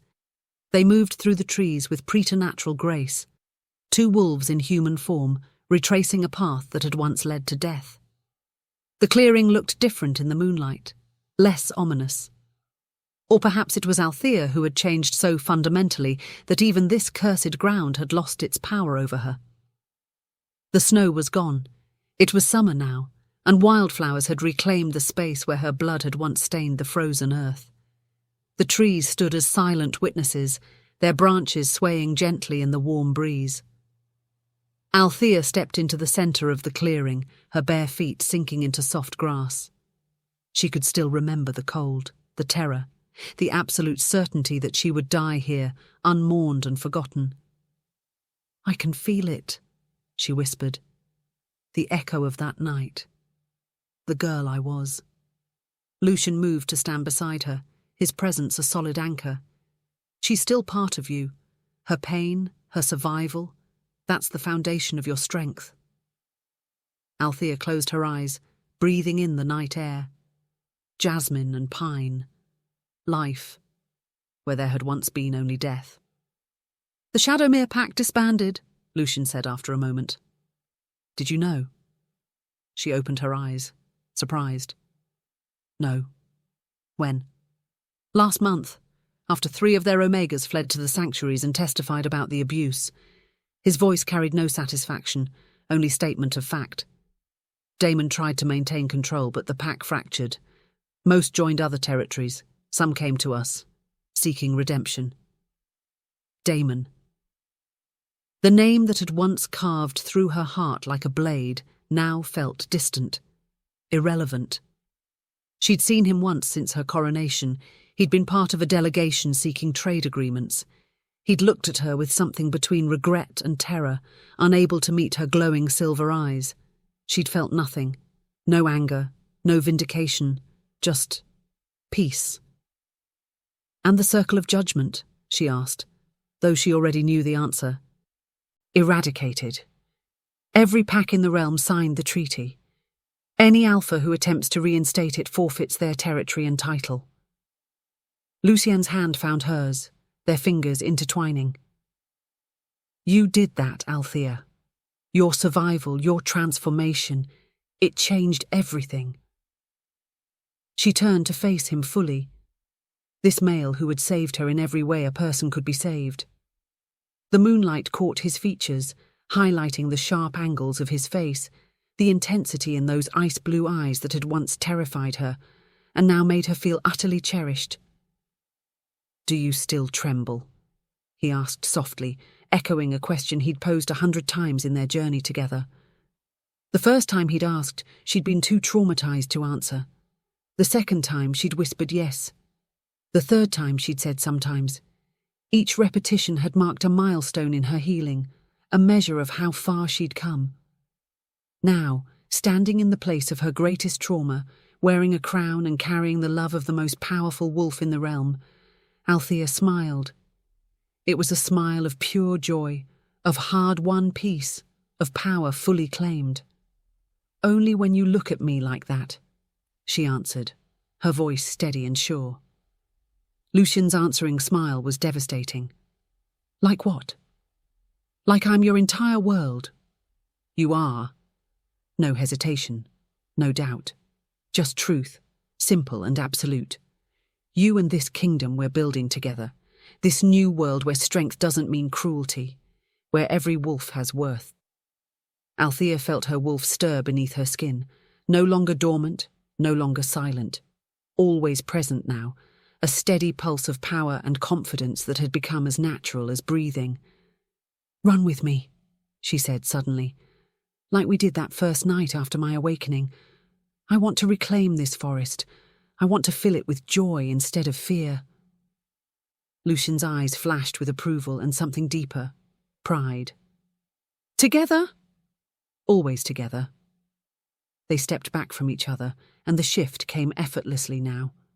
Where once Althea had struggled to find her wolf, now the transformation was as simple as exhaling. Light erupted around her, silver and brilliant, like captured starlight given form. When the glow faded, a magnificent white wolf stood in her place.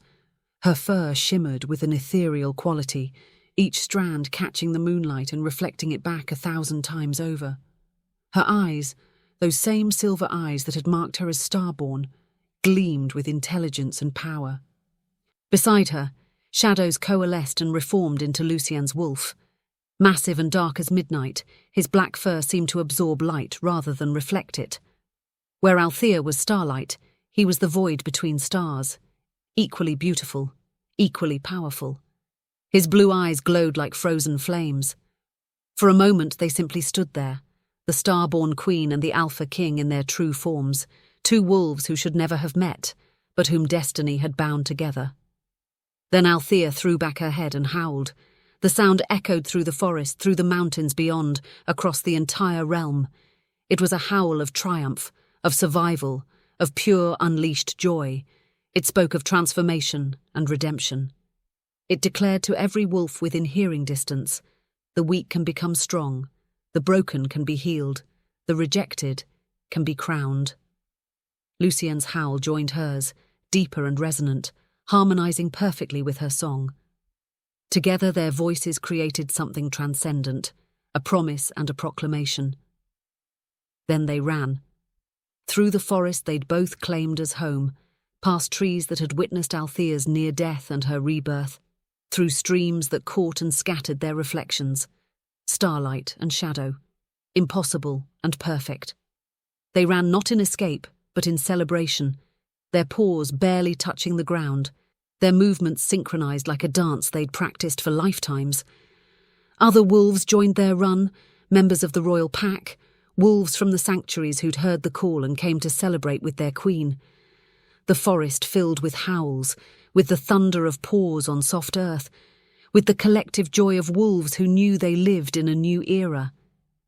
An era where no Omega would ever face a circle of death again. An era where strength was measured not by dominance, but by compassion. An era where a girl who'd once trembled in the snow now ran as a queen beside her king, her fur shimmering like starlight, her howl echoing through eternity.